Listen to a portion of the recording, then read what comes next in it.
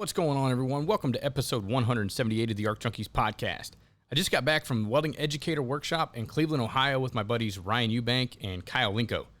I had an amazing time and learned a bunch of great new techniques and strategies to help better educate and train the welders going through my program. In this episode, we talk all about the training session as well as an upcoming competition for welders to compete for employment. If you're an educator and you missed the workshop, don't worry, they're currently planning out the next one right now. Today's episode of the Junkies Podcast is brought to you by Rockmount Research and Alloys. If you're not familiar with this company yet, go check out episode 149 of the Junkies Podcast, where I talk to Pat Adams about these great maintenance welding electrodes. Rockmount makes the rods you need to get out of a bind. When your equipment breaks, your first instinct is to grab some 7018 or maybe some 70S6 to weld up whatever's cracked or broken. But those rods were made for initial fabrication in a controlled environment. But once those pieces of equipment get out in the field, they're covered with paint, sand, oil, grease, and God knows what else. These rods are no longer effective. What you need to get is some Brutus rods, which can be used on a multitude of different steels, even with similar steels. Brutus also boasts 125,000 pounds of tensile strength and gives you up to 35% elongation, helping you make a repair that's going to last. Stop putting band-aids on your equipment and fix it right the first time with Rockmount Research and Alloys. They make rods to weld stronger and last longer. Check them out today at rockmountwelding.com, and when you place an order, tell them the Junkies sent you. We're also brought to you by Fronius USA. For the month of June, they have a great deal for listeners of the Junkies Podcast. Right now, when you buy any Trans-Steel 2200 compact welding machine, you get a free rolling tool case to go along with it. All you have to do is go to shopweldingsupplies.com/ArcJunkies. It's a $300 value. Just head over to the website, put the machine and the tool case in your cart, and use Junkies in the discount box at checkout. It's that easy. Now you can take your machine on the go for all of your portable welding needs. The Trans-Steel 2200 is a compact 3-in-1 solution.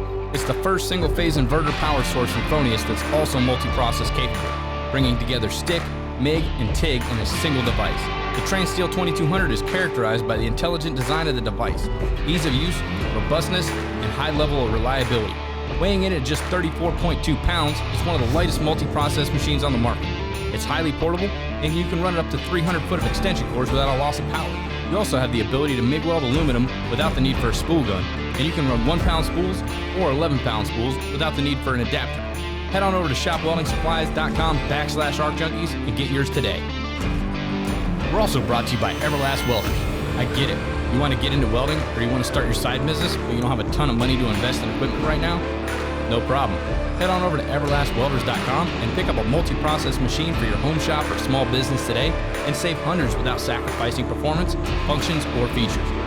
You never know what process you're going to need for that next project going through the door, so check out the MTS 255 or 275 today and get access to all the processes you need for a fraction of the price.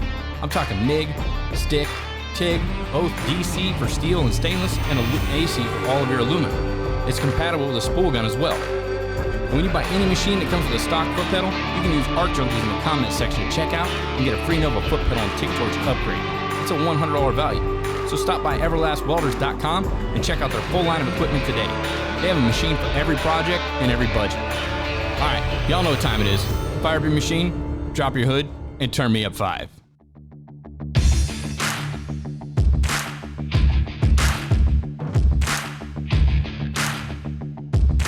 You're listening to the Junkies Podcast.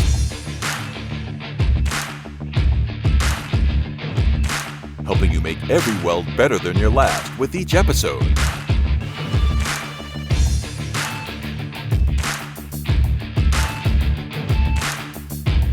And now your host,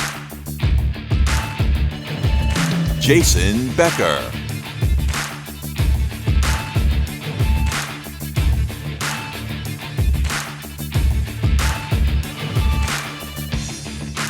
All right, so this week has been an amazing week hanging out here at the Welding Educator Workshop up here in Euclid High School with my buddy Ryan Eubank, Kyle Linko, and then I just met Danae Bushcutter with Project Manufacturing. And this has just been an intense week of learning all kinds of information about welding. Ryan is like a freaking wizard when it comes to welding education and has helped me out a lot in the past and continues to help me to this day. So I couldn't wait to get up here and hang out with you guys, and we kind of took things a little bit different this time. Instead of just hanging out in a class, covering theory and stuff, we actually did quite a bit of welding this time. So one thing that I'm looking forward to implementing in my program that I learned this week, and something, Ryan, you've been doing this since 2016 is project-based learning. So tell me a little bit about project-based learning and why you started it to begin with. Well, I actually started it back in about 2005. Damn. That's when I first started project-based learning. And it was with a lot of pushback from administration. When I first started doing it, everybody told me, no, Ryan, you can't do this or can't do that. Here's a curriculum. You got to follow this curriculum. Get this textbook. Follow the textbook, blah, blah, blah. And it wasn't working. We weren't keeping the kids involved. So I started doing project-based learning. And it was with a lot of resistance. A lot of schools kept on pushing me. And so it got to the point where I was just fed up with other administration, and I just would leave that particular school. Another school would want me. But what was happening throughout the years that I was teaching project-based learning, I was becoming national champions. First year in teaching, I took third in the country in welding. And I started competing in Skills USA, and I was making it into the top five in the nation for the last 16 years in doing it. And other schools around me started looking at what is he doing. He had a lot of articles in the newspaper. It was a lot of great publicity, a lot of community service outreach. And after you would get fed up with one administration, another administration would say, come in and turn our school around. And I would go into that school, and I would start turning it around. And I had a great administrator. Her name was Sue Rosium. She came in and she let me be me for 9 years. Sue got to the retirement age. She retired. And when she retired, a new administration came in, and they were going to try to push me back into career technical education, grab a book, no more project-based learning. And then I had another organization that I'm at now, Euclid High School. They said, hey, Ryan, just do you.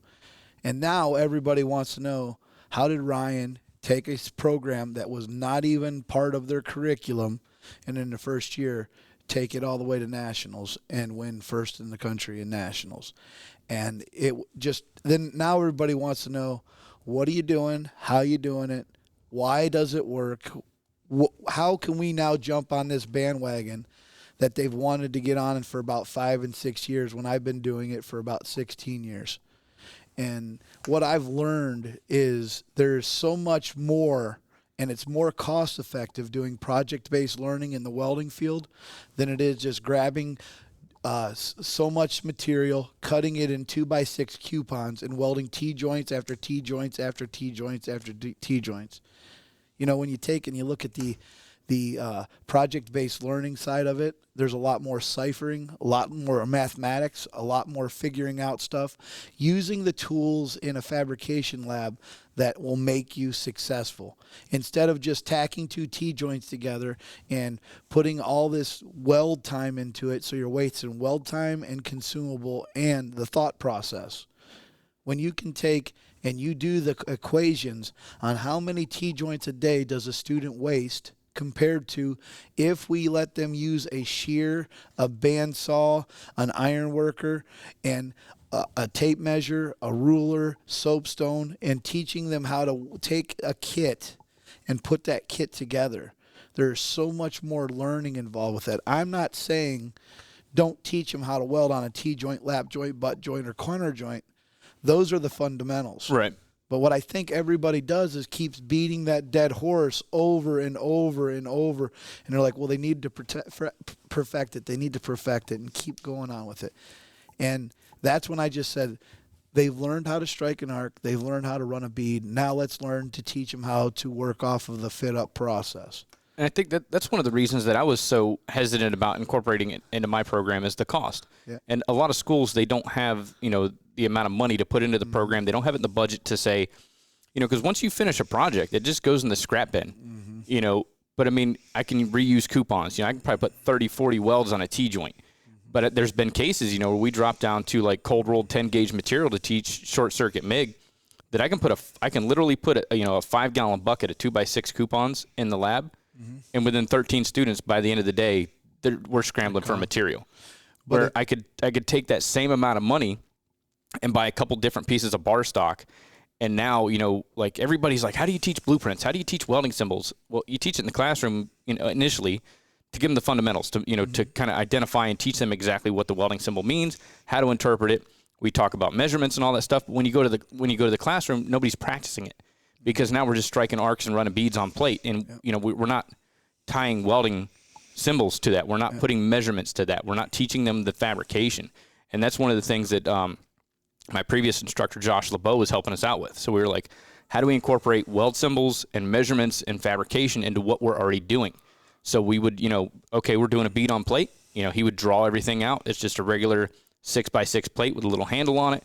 Here's the weld symbol for surfacing welds, and we would talk through the students on how to do that. They'd cut out their own material and weld it up. But still, we're doing just beads on plate. And then we did the AWS D11 test. So we put the welding symbols on there, all the dimensions, so they understand how that fit up goes. But outside of that, in a couple of dice, we weren't really doing what you guys are doing here. And I think it's really cool, and that's something that I'm looking forward to incorporating in my program now, because we just applied for an AWS workforce grant, and we received that. So now I can buy some fabrication equipment, a sheet metal shear, and a roller, and like all this other stuff to be able to build fabrication projects.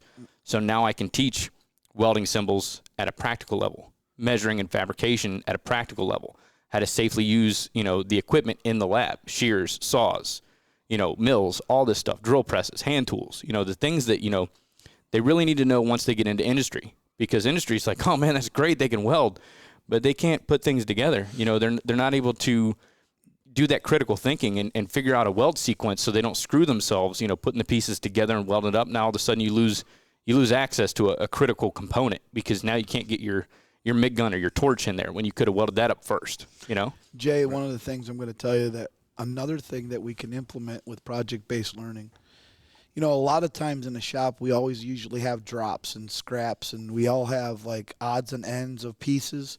Another thing that I've utilized a lot in my class is I would gang my students up. I'd put them in partners, maybe 3 or 4 or 5 kids, and I would say, hey guys, I got 16 kids here. I need to build kits. Here's a whole bunch of steel over here. Here's pipe. I need you guys to come up and engineer a kit, a project that we can ultimately tack up, fit up, and we can give it to the other students so they can start welding it. And it's so amazing when they understand the value of the fit up versus the value of the weld. So many of our kids are so they get bored real fast. And once they start welding a certain weld, and they're like, oh, hey, Mr. Eubank, I'm all done. It looks good. Okay, what next? What do you need me to do next? And they think that's the way life's going to be when they graduate from your welding program and get out into the real world. But boy, do they really start to understand what it is when you go out and say, all right, guys, here's a piece of steel. And the cool thing is you'll tack one up like you want them to look what it looks like, or you'll give them a blueprint of what it looks like with one tacked up. And they'll be like, oh, yeah, I can do that. And then they understand the value of squareness. They understand the value of gaps and fit-ups and stuff like that. And you want them to weld it accordingly to the drawing, to a AWS D11 visual inspection examination. And then when they start to say, oh, my God, it's so much more than that. But what educators have done for numerous years, they have been so AWS certified credentialing heavy.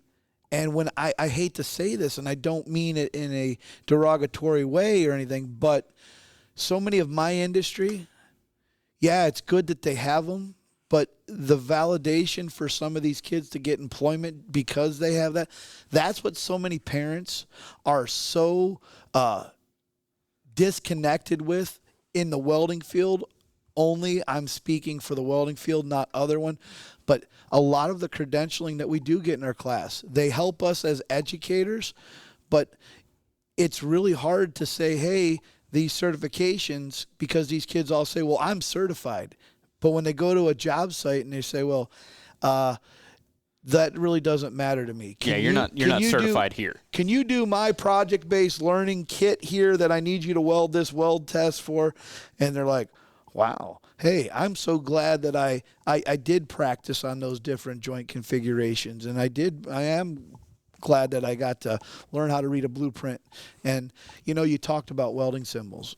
And that's another thing us as educators really have to do really well is the culture shock of a kid when they go out to a company and companies aren't following a welding symbol. They're following a print, but there really isn't a specific welding symbol that they're following. We teach them welding symbols because, that's part of our curriculum. And yet some of the companies that my students work for, they've got welding symbols attached to them. And some of our companies they work for, they don't have welding symbols attached to them. And, that's another thing that so many kids, when they get into these businesses and industry, they get vocal about that. And sometimes it hurts them because when they get out and say, you guys don't even have welding symbols, how do I know which weld? And what we have to teach those kids, sometimes they're relying on you to put the weld that is needed in that specific location too. So, that's one of the things that I've come across with getting my students prepared. They got to be prepared for just about anything right now because here's what I know. It's finally that the worker has the upper hand over the companies that are looking for the workers. The companies have all the work in the world. They just don't have the people to do the job. And the one thing I can tell you that I've learned as an educator is if students are having a hard time passing a test to get a job at an employment at a different company, invite those employers to your company or to your school to take a weld test on your machines. Have one of their general weld foremans come into your school so they can be understanding what these individuals were trained on, because so many students go to these companies and they say, hey, can you set up this machine? And the students, it's all dinosaur stuff, and they don't realize how to turn it on, how to read the dials, and they don't understand that. But yet the welders are judging that young man to come in when we've got, I hate to say it, new technology. I wish we had a lot more older technology because then they would be able to feel more comfortable when they go and get that.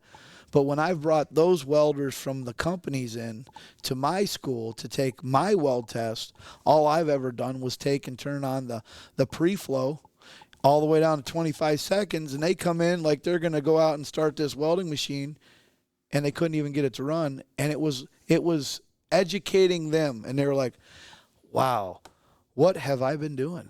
Well, how many kids have I completely destroyed their dreams? Because a lot of times when those kids don't get that test and pass that test, they're kind of like, do I really want to do this, Eubank? Do I really want to feel that pain and suffering? And do I really want to go through that?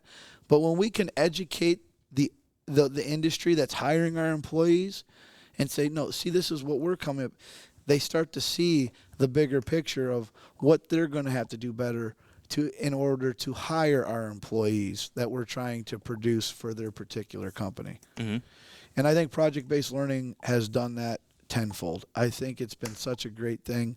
And I think what we've done here at this educator workshop is we've opened the eyes of these educators on how important it is to apply it, implement it, and put it into practice, because I think what they're seeing right now, most of them can't believe how little material we have utilized.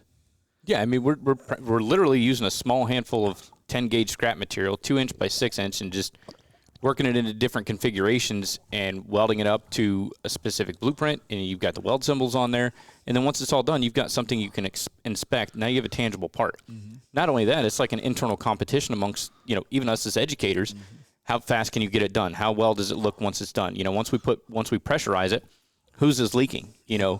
What parts didn't get welded? Did you meet the time limit? And I think this is something really good. I've got like 4 of the prints that you guys gave us to take back. And I mean, that's going to give me a head start on my next 2 classes, because that's something I can incorporate into my level 1 class, which is basic entry level welders, short circuit and, stick welding and pulse.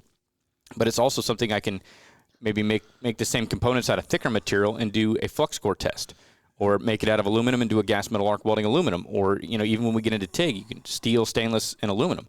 We're just taking the same coupons that we're already welding on, reconfiguring them into a random shape, but it's done to a print. It's done to a spec. Yep. You know, and you can tie all this information together. You get a bill of materials on there. So, I mean, this is something I'm really looking forward to implementing once I get back. It's something I wanted to do for a while, but like I said before, the cost, it's like, you know, once I weld this thing up, I got to throw it away.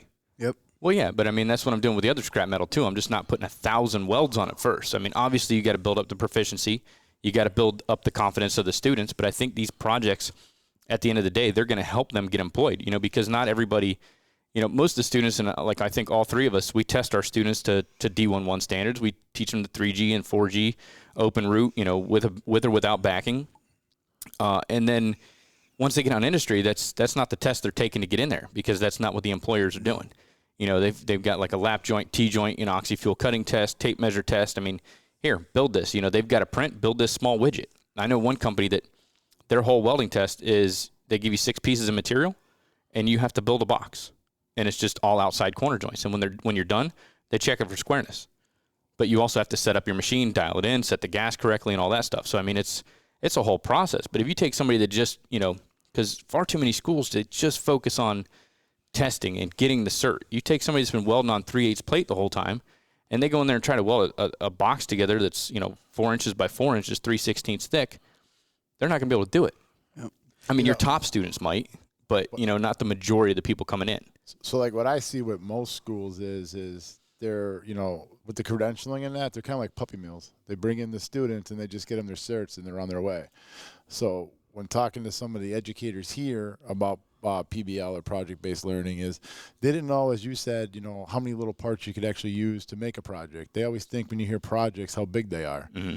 So I've only been teaching for about 8 years, and when I first started, just like everybody else did, T-joints, V-grooves, and all that, and then you get them tested. And then the kids are always asking, what's next? You know, what can I do next? So in my class, we just started making little projects, and I had no idea I was actually doing PBL until I actually went to a seminar about it, to a conference. So my administrator said, why don't you go to this conference and then really learn about what project-based learning is? And then, you know, you could take it from a smaller scale up into a grand scale. And, you know, like how Ryan does a lot of service projects out in the community and that. So I think when everybody hears about project-based, they think about that. Like when you're building a park for a kid or something, or a trailer, or you're retrofitting a trailer into an ice cream truck or something. And that's not the case. Just talking to some of the educators out here today, they were like, you know, is all the educator workshops like this? Do we build stuff, and do we get to have a contest and a competition? And it's not. It's kind of like we set them up almost for not failure, but to be disappointed when they move forward, because not every educator workshop is built like this. Mm-hmm. It's, you know, we showed them how to use the machines and that and get comfortable. All right, now here's your material, here's your print, go build this. And then, you know, we're going to evaluate, you know, what you built. So they could bring the print back, and they have all the material. They should have the material at their school so they could start utilizing, as you said, to read the blueprint symbols, to learn how to fit. And if anybody's a welder, they know that fitting is 95% of the project. I mean, the better it's fit, the easier it's welded. If you have 2 hours, as I said before you started your competition, I would have spent an hour and a half to an hour and 40 minutes fitting up my project and then welding it out. Yep. And, you know, like there's an old saying is if you have 2 hours to chop down a tree, you spend an hour and a half sharpening that axe, because, you know, it'll make it that much easier. But the whole misconception going back to is a project-based learning is it doesn't have to be this big grandiose idea or that. It could, you start small and then you build off. Like in my program, we have a capstone program. So we give them a sheet of 3/8 plate, a blueprint, some soapstone. Here, go make a pressure vessel, where it has the GTAW, MIG, flux, where it incorporates all the processes. And you have pipe included into it. So that's a way, not every senior gets that, or none of them got it this year because of COVID and that, but in the past they get that, and then it brings it all in. You got to oxy-fuel cut your pieces out. You can plasma cut them out. So you learn how to lay out, you know, your fitting, you know, using all the tools in the shop. Do you need your shear? Do you need your iron work? Or, you know, use what you have out there. Because as Ryan said in that, we all know is, not their test to get in some of these companies isn't a 3G test or a 6G test. It's, can you fit this widget up, and how fast can you fit it up, and yep. is it square, or is it good? So that was a takeaway that I noticed from everybody in the educator workshop was, wow, I can do this. I didn't know how to do this. You know, thanks for opening up my eyes to do this. I didn't think I can do this with this X amount of minimum material. And it's like, all right, well, you have a kid doing a T-joint for 2.5 hours where you could give them this little project and it could take them 2 hours or 3 hours, but they're getting more value out of it.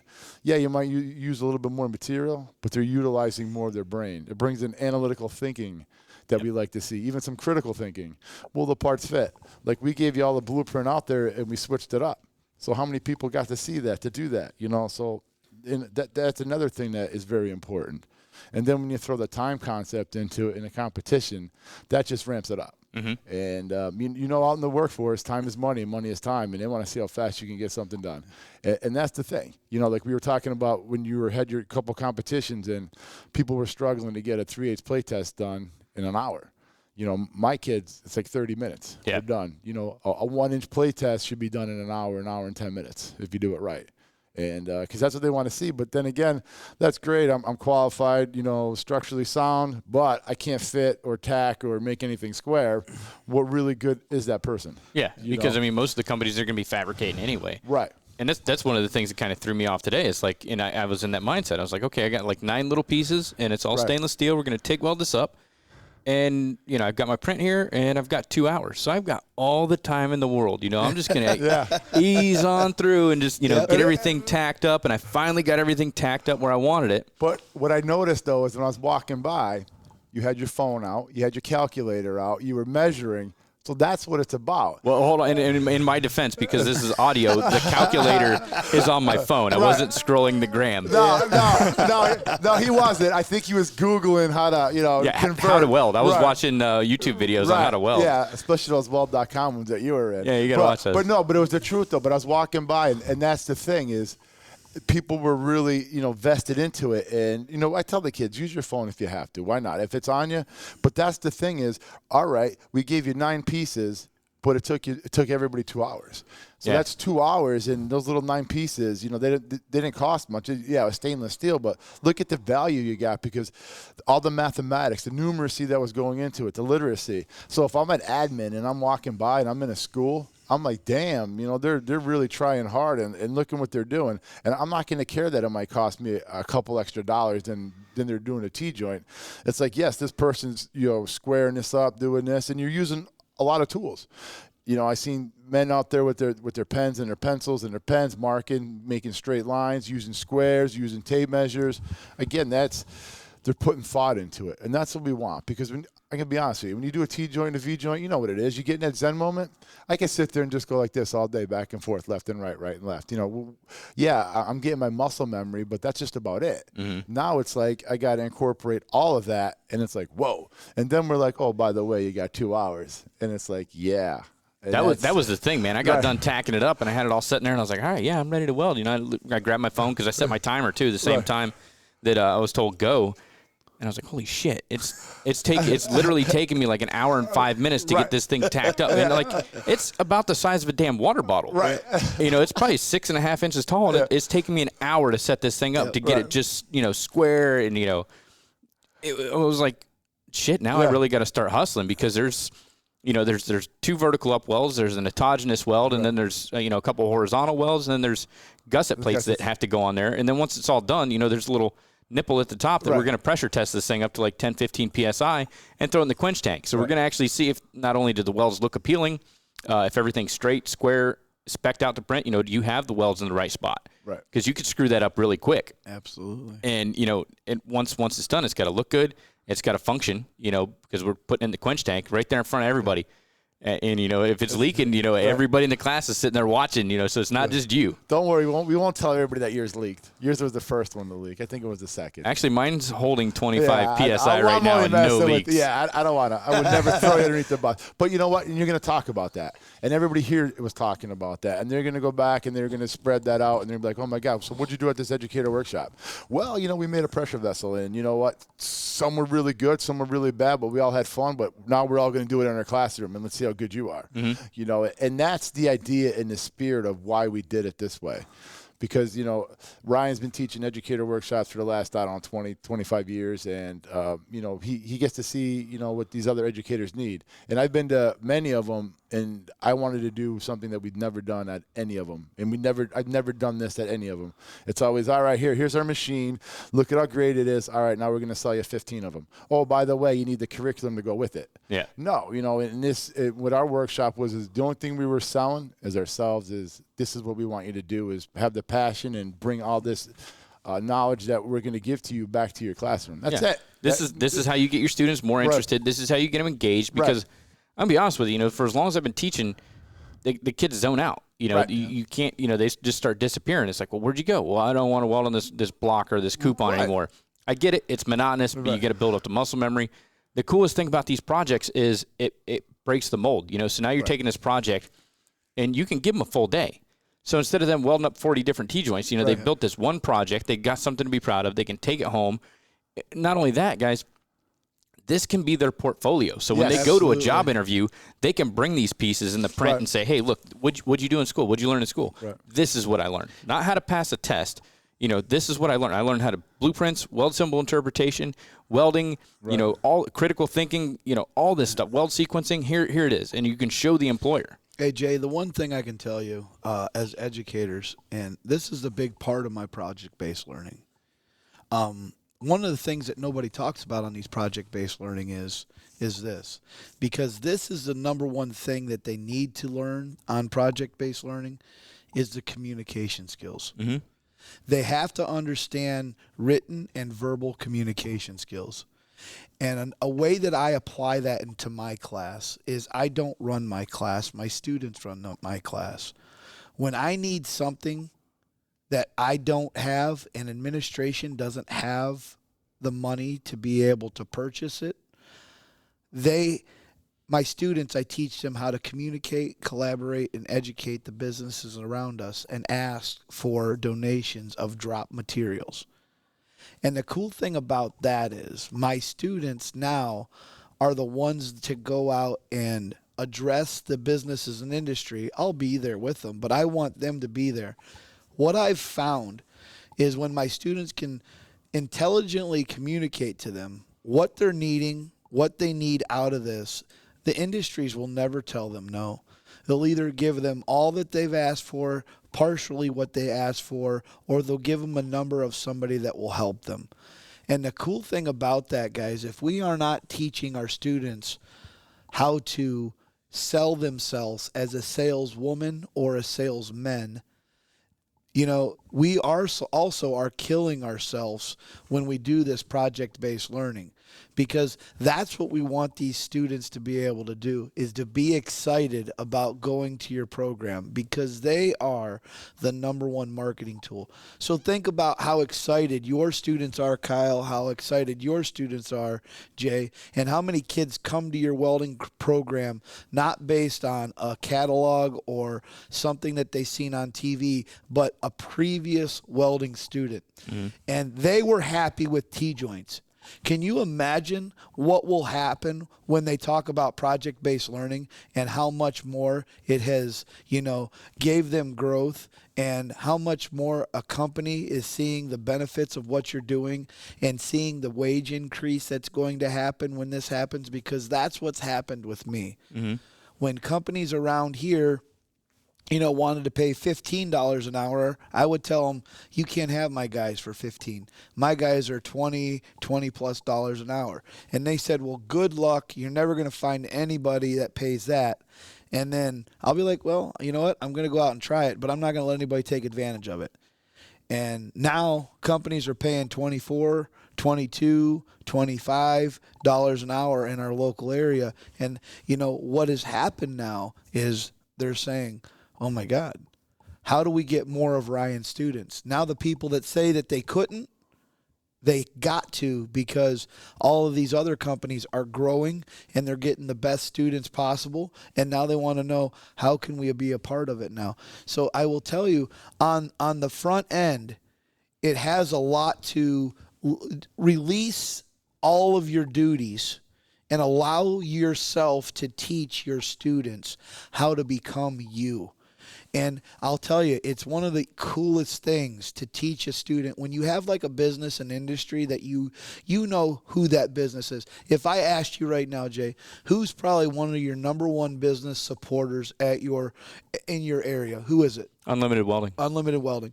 You could call the guy at Unlimited Welding is who? Shane. Hey, Shane, I'm going to have one of my students call you, and, we need some dropped materials. Can we have kind of like a role play? And I'll just say, hey, you know what?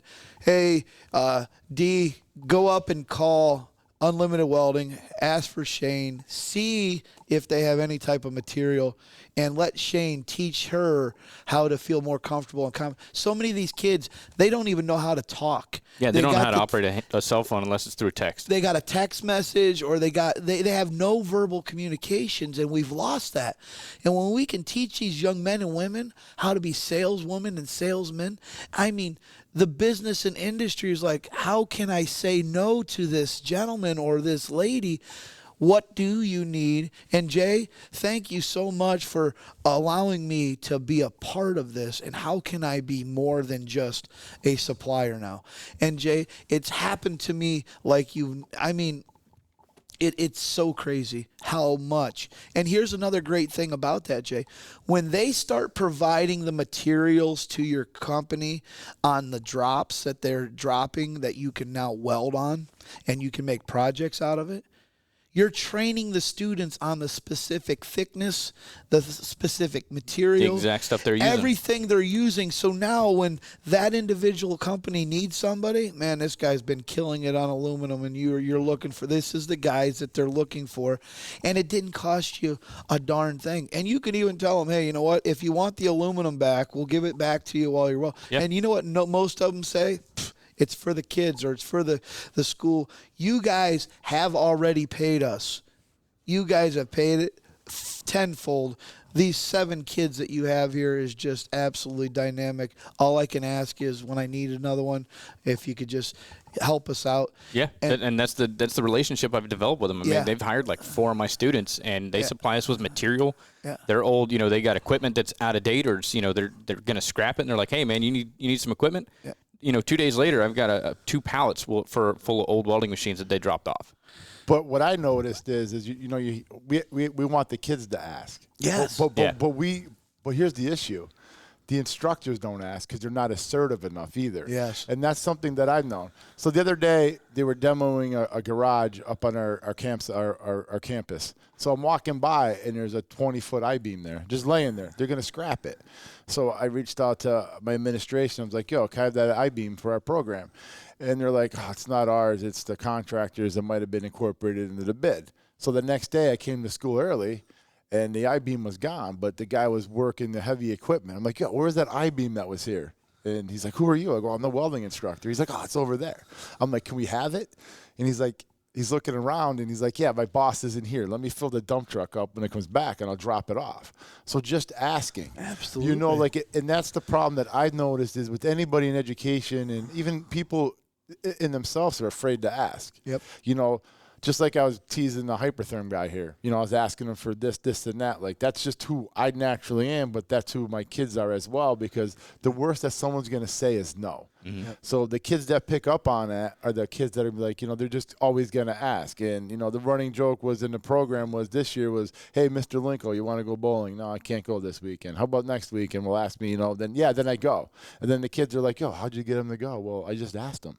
And that's with anything. So they'll even go and ask our administration for stuff. Yep. Can we have this, and that? And it does. It comes back to, are you going to tell little Timmy and Tammy no? Especially if you're business. That's a hard thing to swallow. Like they call up and be like, yeah, what do you want? Like, oh, can we get your drops, or can you donate some material so we can practice and, try to get a job or a career in that? And that's the big thing that I always tell my kids. And, you don't want my face there asking all the time, because like, oh, no, here comes this guy. But no, and that's what it's about. And that's also another skill, a life skill that they need, because a lot of people are not assertive enough. They clam up too much, and you don't know until you do it. And it just comes back to just ask. And that was what we were trying to instill in these educators here is they all had questions, but some of them were afraid to ask, and Link, you said it the best. That's another thing as educators that we really truly have to do. We talk about salespeople. How are they so good at what they do? They know how to sell to people that don't have a clue about what like selling welding to administration. The only way that your administration is going to know anything about welding is if they were a past welding instructor, or they had something to do with it, or the welding teacher was a part of that talk and conversation. Right. And that's the problem we have. Right. Because what a great salesperson has is they know the verbiage and the lingo to sell it to somebody that doesn't know nothing about what you are all about. Right. Good, bad, or indifferent. You talked about an air handling system today and the quality of it and stuff like that. The craziest thing about that is that air handling system makes its business, because you're so right, on going to somebody that knows nothing about air quality and understands they can say some key terms to them that they know the terms to that but don't know the value of the product. Mm-hmm. And that's the thing we have to do as educators, is just exactly what you said. When you are teaching them how to communicate, what are the key terms that they need to make sure that they're highlighting. Right. And they have a tough time doing that. Yeah. And and you alluded to it before, and even when your administrator came in and that about the lab and that, and you were honest. You were like, oh, I didn't like this, I didn't like that.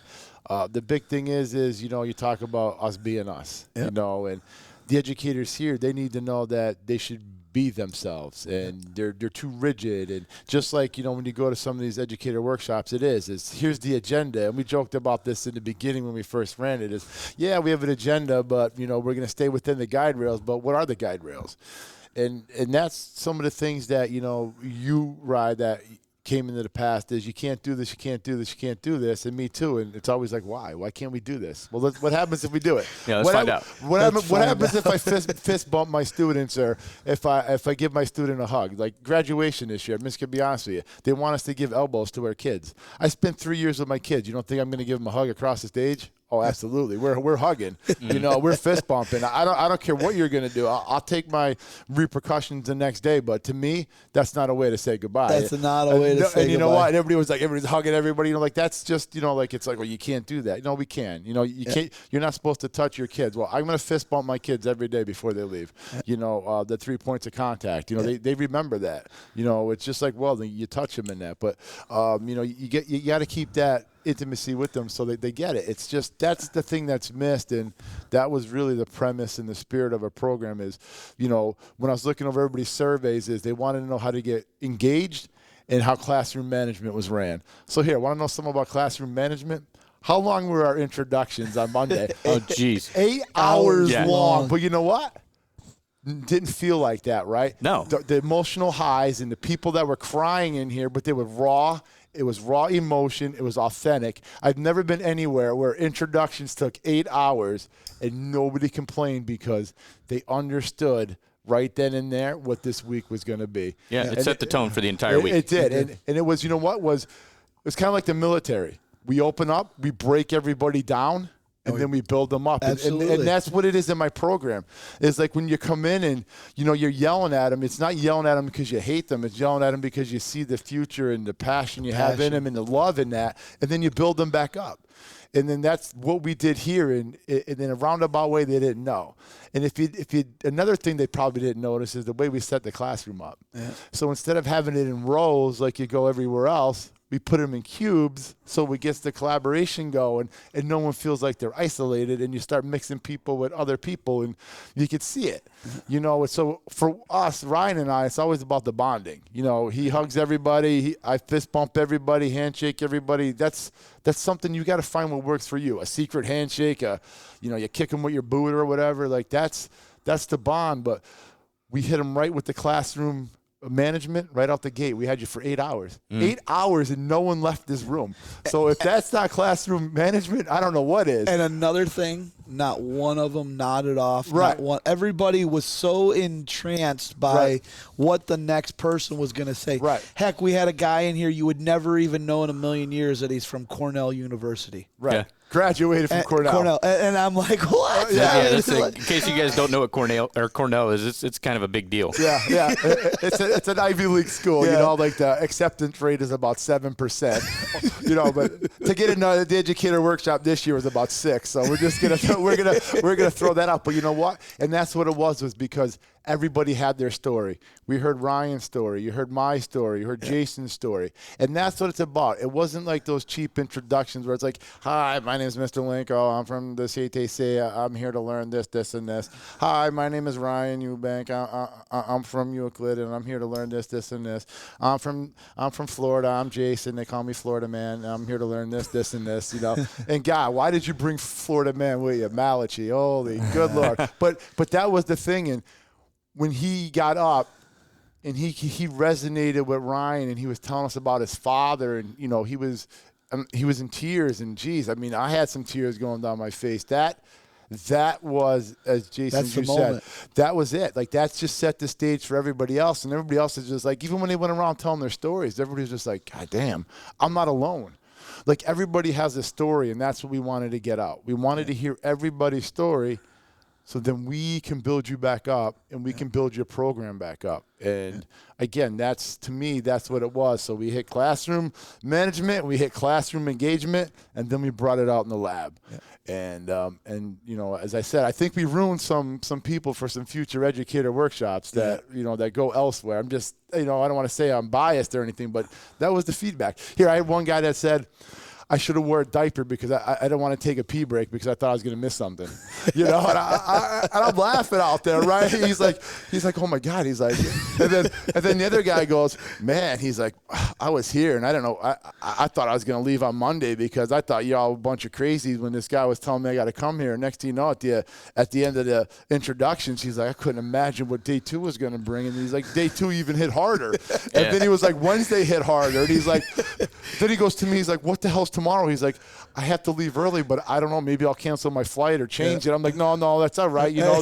Then he's like, what's coming next? And then we go to the Indians game and I catch a home run. Yeah. Oh, but wait, he caught the home run, trampled over 16 kids and a nun. But here's how he made validation. He gave the ball to this one little kid that was his first game ever. But you know what? That was, again, that's like, how does that happen? I don't know. You know, like we walk in together. 36 seconds later, there goes the ball, and Ryan runs the 40 in about 3 seconds. I'm waiting for the NFL to hit him up and be like, yo, who the hell is that little fat Mario guy running through the gate? You know, like, but like that's the week. That's just the way the week has been going. Oh, man, you know, amazing. It's been like an emotional high, and it's crazy.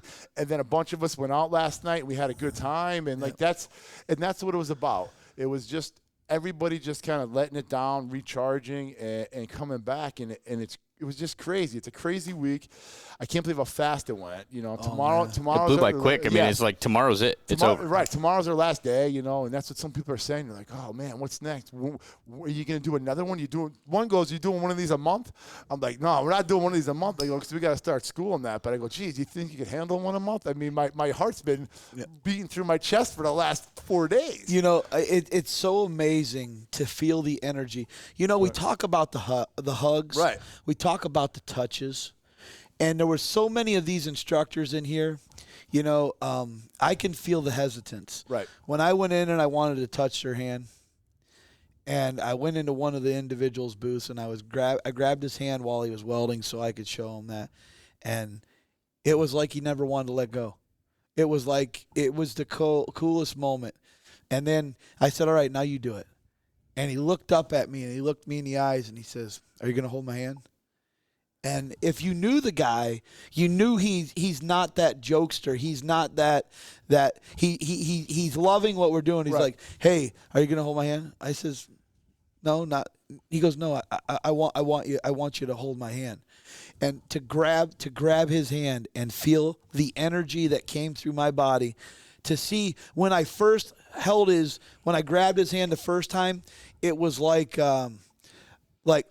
picking up a gorilla. I mean, he had such a death grip on it.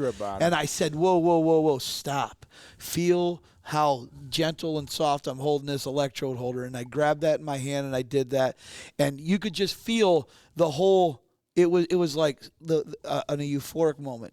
You could feel his whole body just relax. Right. And then when he took that and he started welding, and he's like, and as soon as I felt his hand for the second time, he had it. It was absolutely amazing. He goes, after he was done, he looked at me. He says, I just learned something that I haven't learned in 15 years. He says, it's been so many times I've been a 3-foot educator. And I said, what do you mean by a 3-foot educator? They're afraid to get close. He says, I've been 3 foot away. The first thing you told me when you came to this educator workshop changed my life. I said, what was it? I said, it's all about 12 to 18 inches. 18. If you ain't within 12 to 18 inches of an education, of teaching these kids the art of the arc, try to take a book and put it 4 foot away and try to read the letters and verbiage on that. You can see that there's letters and verbiage, but you can't depict it to the true value you can if you pull it 12 to 18 inches. So when we gave our demonstrations to these guys and we had them within 12 to 18 inches and we did multiple demonstrations, these guys are like, I've been a 3-foot educator. I've completely done it all wrong for 15 years. And he says, I just want to say, thank you so much. And I'm going to be a much better educator just based upon not just the 12 to 18 inch rule, but based upon the stories that's been told, not being alone, having a sounding board to call on and talk to people that has other ideas and stuff like that. But to feel that touch, he says, I'm going to take this touch with me wherever. And they'll pass it along. And that's the thing is, like in my syllabus, it says at the end, it goes, welding is an art and a science, and I will have to touch your student and this and that. I'll grab their hand and guide them in that. Like if you can't give them guided practice in that and they know that you're there, that, how do you even teach welding? You can't. And you're right. And the whole 12 to 18 is, a lot of people never understood that. And Link, let me just say this. If you want to learn muscle memory through the touch. Right. Instead of through some type of, I'm not saying that virtual reality welding doesn't have its place. Right. But I can honestly tell you, I can take away months, maybe even years, by a 5-minute touch. Yep. In a hand. That's the one thing I learned from you, and I started showing my students. Well, I mean, my instructor trained me the same way, like, because when you're holding on to an electrode holder, man, you're choking that thing out like it owes you money, right? It's not, and you're so tense. You've got to relax, because welding's all about being able to finesse that puddle and make adjustments and be smooth. And one thing I learned in the military: slow is smooth and smooth is fast. And so it's not a race, and you've got to relax. So if you don't know what welding is supposed to feel like. And I tell my student, okay, just relax. And then I grab their hands, and, we just start going through, welding through the joint, making the manipulation. They're like, oh, okay, I get it. And you can see that, the eureka moment. That's when it clicks. Absolutely. And they're like, oh, okay. I was holding it, too tight, and I was squeezing on it. And, like, that's why I'm not feeding the wire or feeding the rod because I can't feel it. Yep. And then they're like, oh, it's arc blow. No, it's not arc blow. You're like, You're trying to jam it. Yeah, you're trying to jam it in there. Right. They have carpal tunnel before they're seniors. And that's what I say. I always go, why are you giving it the hand of God? And I'll go in there and I'll be like, just I usually use the 2 fingers or the 3 and just back and forth. And you're right. There's a lot of finesse that's missed out. And again, that was the whole thing, is we are, as instructors and educators, we're a little too rigid at times. Mm-hmm. We are. And it's too much book, like we're stiff like a book, and you can't be like that. And when I get in a booth, there ain't much room anyway, so the 12 to 18 rule, it just don't apply, Yeah. And we got 5x5 booths, so. But that's the thing is, you come up behind them and I tell them I'm there, I'm going to grab your arm, or I'm going to move your shoulders this way or that way, or the biggest thing that I find out is, and we talked about this, is navel to neck. When you're welding. So I'll go in a booth and someone's welding vertical, and I'm like, yo, I need a ladder to get to the top of this joint. What are you doing? And so when you give demonstrations, and Ryan talked about this, this week, is, you got to adjust it to the kids. So there's sometimes I'll go in a booth because I have some smaller kids. It's like I'm welding on my knees, but they're comfortable So, you got to do it for them. Like when I go in and I adjust it, I'll tell them, well, this is for my height. Now, when we're going to weld for you, we're going to bring it down so you can see it. Like that's a big thing is some of these kids, they can't see anything. That's one of the things I was talking to one of the instructors about because they haven't done a lot of pole spray MIG. So I was like, hey, look, if you bring this down, like you said, in between navel to nipple, right in that area, now I can see over top of that nozzle because I'm messing around with a 3/8 puddle. And my nozzle's 3/4 inches. So for the first 3 inches, everything's going great. Right. After that, you're just spraying and praying because you can't see your puddle anymore because now the nozzle's right in front of your face. Right. Drop it down, stand over top. Now I can see my contact tip to work distance. I can watch my puddle. I can make sure I'm hitting the left and right side. Right. I can make sure I've got equal toe length on the welds. Like I can see everything from over there. Right. You get that aerial view of what you're doing. You're right. Like when I do vertical, I like to look down. I look right over top of it. Everybody's like, what are you doing? I go, well, I can see it this way. I go, because once the electrode gets to eye height, if I'm going to be that high in your booth there, I can't see anything. And I go, when I come in and I got to extend my shoulder all the way up, and I go, I don't know how you could even do it because it's not even comfortable. No, it's just luck at that point. And they're like, oh, then you show them, then you bring it down, and it's like almost like you're hitting them with something. Like, aha. Yeah. Yeah, it's like, oh, my God. Like we have this really short kid. We call him Tater Tot in our class, and he's about like 3'2". So I'm like, why are you trying to weld like you're 7'10"? Like let's weld down to your level. Well, for you, it's uncomfortable. Well, I can bend. My knees bend. I'll get down on my knee and roll it up for you and that. But that's a big thing. And that's something that I think a lot of people take for granted. Is when we go in and give demos, we don't consider the other people's size or vision or this and that. I mean, Ryan, he's a little bit smaller, so he walks around the more common people. But for me, like I only got a couple kids that are taller than me, and I'm like, damn. But you do, and that's something, as I said, that people forget. It's about being comfortable and seeing, and when Ryan talks about the touch, it kind of all goes together, and it's all those little things. It's all those little things that we don't think about is because they don't know. And that's another thing, guys. You as instructors, a lot of times once you're done with the demo, you leave the demo. Mm-hmm. And I will tell you this. If every instructor out there that would listen to this podcast would take one thing away from you, after you leave a demo, step back for 15 minutes and watch that demo area. Right. I've done this thousands and thousands of times. And what those students will do, they will walk back to your demo area and they will look exactly how you have it set up. Yep. They'll put the arm the same height. They'll put everything the same height because you are their idol. And they're trying to emulate everything you as a master in the welding field is doing. And we don't take that into consideration. It's kind of like being a parent, right? You can raise your kids how you want them to be raised.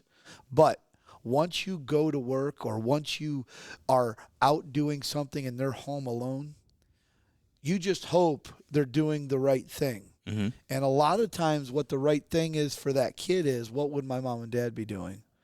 And you are the dad and you are the mom in the class. So you really got to remember, because once we give a demonstration to 15 kids, the one in the back never really got to see it. And that's why the 12 to 18 inch rule is, so if you got to do 6 to 7 demonstrations, you got to do it. Yeah. But they're going to want to go and say, oh, well, I didn't get it. I better come back and I better go over and check and see what Mr. Becker did. And, this is what, okay, so right. I got to be that high. And then when he gets there, he's my height. Yeah. And Linko's 6'90". 89, all right? Let's go. And one more thing about the touch, Jay. Thank you for being a veteran and serving our country, and I really, truly, and honestly do appreciate that. But I do want to say something to the veterans out there. PTSD, it's a real thing. And you as educators, you've got to be aware of that if you're going to be, walking into somebody's booth. Mm-hmm. Right. And, I just want to say, because I've got a lot of students that have had that issue with PTSD, not only from the military, but from other things that's happened in people's lives, And you definitely got to have a certain approach when you guys walk and enter in a booth, if you're going to touch somebody. 100%. Right. And I always tell somebody, I let them know, please let me know. Right. Doesn't have to be during class. Let me know, but I am going to walk into your booth, and 99% of the time they'll come in and say, hey, I don't care if you come into my booth, but I will tell you sometimes I'm jumpy and sometimes this. And I say, well, here's what I'm going to do. I'm going to take my finger and I'm going to tap you on your shoulder, and I'm going to let you know that I'm there and it's okay. That's one thing I do with my students is, they weld completely different if they know you're watching. Right. So I'll sneak in the booth. I'll open the curtains and I'll just slip in there. And then when they're welding, That's what I do. When they lift their hood up, they're like, boom, I'm there. Like I always leave my hood down so I don't get punched in the face. But I've had 2 students, that had PTSD. Yeah. And like, I understand that. I get that. So like I open the curtain and I'll knock and be like, hey, it's me. Okay. Yeah, you're good. Come on in. So I can't like sneak up on them. Yeah. But yeah, you do have to be aware of that, so if you have, and it doesn't necessarily have to be military service connected. You could have people that rough upbringings and all walks of life. So, I mean, just be careful doing that. Let your students know. Say, hey, yeah, I'm going to pop in, but here's why I'm going to do it. Because if you know I'm watching, you're going to watch your contact tip to work distance, your travel angle, your travel speed, and you're going to weld fine. Yeah. But as soon as you know I'm not watching you, you're going to be all over the place because you're really not focusing on what you're doing. You're just kind of going through the motions. Absolutely. I've been punched a couple of times for sneaking up. For being a big guy, I'm like a big kid, and I just sneak in there like a ninja, and they'll be like, oh, my God, you're here. I'll be like, light on his feet. Yeah, I'll be like, damn. I'll be like, oh, man, maybe I'll tell you next time I'm here. But they do it by accident. But as you're right, the ones with the PTSD or, usually I do. I just say, all right, I'm coming in, and, I open my curtain up, and I'm watching, or I'll guide their hand, or I'll be there and I'll watch them, and then all of a sudden I'll be like, I'm here, and I'm going to grab your arm and I'll watch this. Mm-hmm. And that's a big thing. It is, but you're right. They'll weld better when you're watching. It's just like anything, like when I played football, you practice you practice on the practice field, but you play better when it's a game time. You try a little bit harder, if your parents or whomever is at the practice or the coach is actually watching you, you're going to go all out. Yeah. So when the teacher's watching you in the booth, you're going to give a little bit extra, you're going to snip your wire a little bit more. You're not going to put whiskers everywhere, stuff like that. And you're so right. And both of you are correct on that, and it comes down to that. But again, it's all about the personal touch. Yeah. It really is. I want to switch gears for a minute and talk about Project MFG. So this is something that you guys kind of exposed us to this week, unbeknownst to us. I mean, I had like an inkling that Project MFG was going to be here at some point. And Danae, we spoke online a couple times through text message or Instagram, but I wasn't sure what to expect when we got here. So part of this whole Project MFG is project-based learning for welding competitions, and you guys are going to be hosting welding competitions all over the place. So tell me a little bit about Project MFG and what it is and the purpose behind it. Yeah. So Project MFG is actually a project put on by the Department of Defense. And it started out as a advanced manufacturing competition with like CNC programming, designing, welding, metrology. And so Project MFG is based out of Kansas City, and they saw all these different companies seeing the need for welding. So we're kind of branching out from that manufacturing competition and just doing welding competitions. And so right now it's kind of in the beginning stages, and we're learning from each place that we host our competition of, some of the kinks, which you'll have that with anything starting out. And so our main goal is to target like high schools and college post-secondary areas, and to give them more of like a real life project, and have them put it together in about 2 hours is our time frame that we're going for at the moment with the project that we're doing. Yeah, that was the project that we were working on today. So we did like a demo yesterday, so we kind of had almost like an idea of what we were getting into, but we didn't know what today's project was going to be. So it was similar in some sense, but we incorporated MIG and TIG on the one yesterday. So the one that we did today was all stainless and it was TIG. Yesterday was carbon steel. But I think it's a really good project. And you guys are talking about doing competitions all over the U.S. and then kind of like the winners of those different regional competitions meeting up for a big nationals. Correct. So the projects we've got going, or the competitions we've got going on right now, we're looking at the end of September to come back here to Cleveland and host our national competition. So those top placings from each competition will be flown in, and compete, hash it out, and see who's the best of the best. I think that's really cool. And this is something that, I think employers should get a hold of, because as most of us know, and it's not just welding, but I'm more familiar with the stats of welding than any other trade. But like right now, there's like 450,000 job openings for welders, and the baby boomers are, everybody that's, hey boomer, shut up boomer, like those people that can teach you the skills you need to provide, a great life for you and your family. They're leaving at the rate of 10,000 workers per day. Yeah. And we're not backfilling that, No, we're not. So you've got people from all kinds of different countries coming over here and capitalizing on skilled labor. And Jay, that's what MFG is going to do. We're gonna change the game. We're gonna build this country up again. We're gonna start with the foundation of welding, and hopefully it will grow into other things. But here's the cool thing about it: we want to create our sport. There are other great organizations out there that participate in stuff like this, but the problem with it is we get to only be able to put one of our students on a platform at a national level. So you get the top 50, top 56, whatever it may be, but the end game is those students should all be offered some type of a position or some type of a, other than just competing. Employment, job opportunities, and careers. And MFG partnering with the national defense contractors, that's what they want to do. Yep. And we want to create the National Welding League. So it's not just going to be one competition to make it to nationals. We want these kids to be able to compete monthly, maybe even bi-weekly, just like they're a wrestler or a basketball player or a football player or a baseball player or a volleyball player, who whatever their competition is at high school. We have career technical education programs all over the country, and we have ultimately post-secondary welding programs all over the nation. We want to show people, guys, we are a sport, and we need to be represented as a sport. And that's the way we're going to change the mindset of the humans that are out there in the United States that think that college is the only way to go.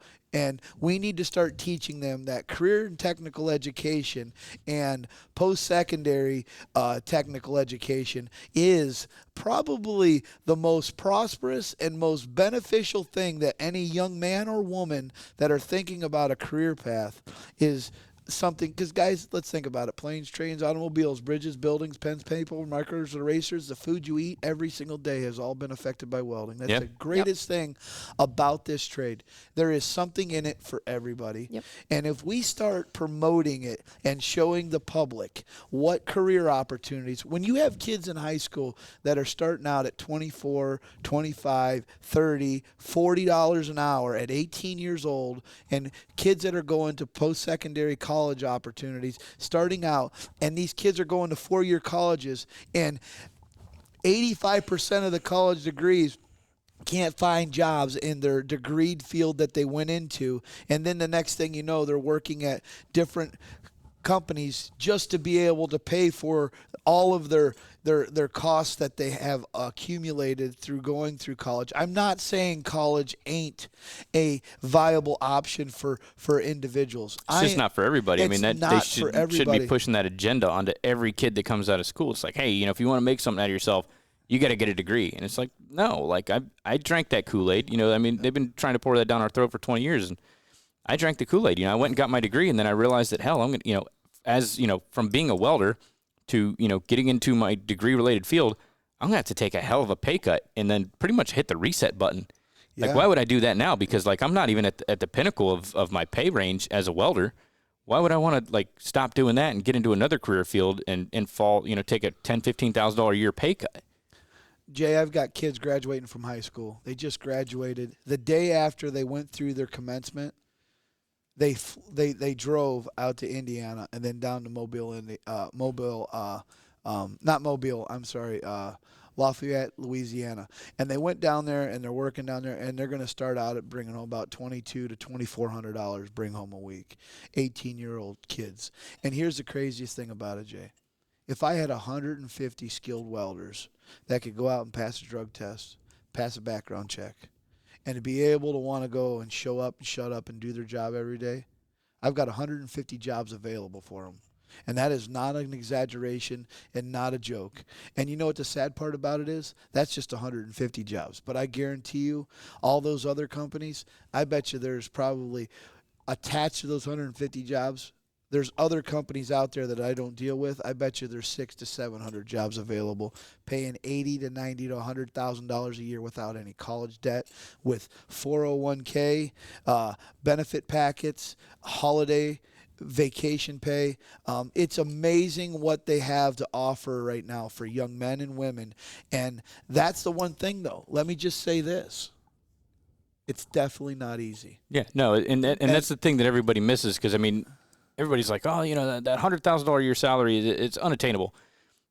It is if you want to restrict yourself. So if you want a job 15, 20, 30 minutes from the house, yeah, you're not going to make that kind of money. If you want a 9 to 5 or a 40-hour work week, you're not going to make that kind of money. You got to go out there. You got to put in 7/12s for 6 months. But Jay, you got to travel. You got to sleep in a hotel room or a camper. This is the craziest thing. Parents are saying going to college.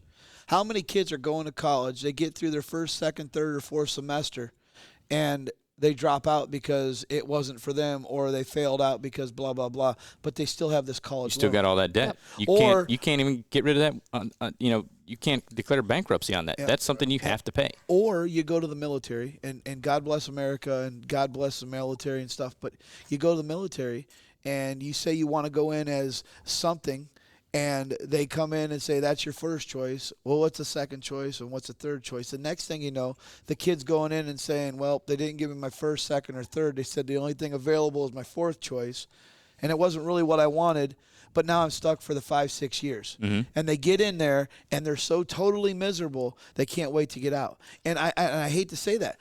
Here's my thought for most parents. Let them go out and try the skilled trades. What they're going to do is they're going to go out and make money, and they're going to find either they like it or they don't like it. But guess what there is if they quit? There's no obligations. Yeah. There's no college loans. There's no nothing. But guess what you're now going to be able to do? You're going to understand that I don't want to do that. Now I'm going to go back to school. I'm not going to drop out of college. No. Or I'm going to go to the military, and I'm going to be the best damn soldier I could possibly be, because that could be the thing, so I don't have to go back and do that. Mm-hmm. But you know what I find out so many of these kids understand when they get out? Wow. This world is an amazing place. I can't believe how many national parks there is out there to go and see. I can't believe how awesome it is out there, and it's all free to go out and go on a vacation while I'm 18, 19, and 20 years old. Save my money, invest my money, come home at 21 years old and buy a beautiful house, just like my son did. Mm-hmm.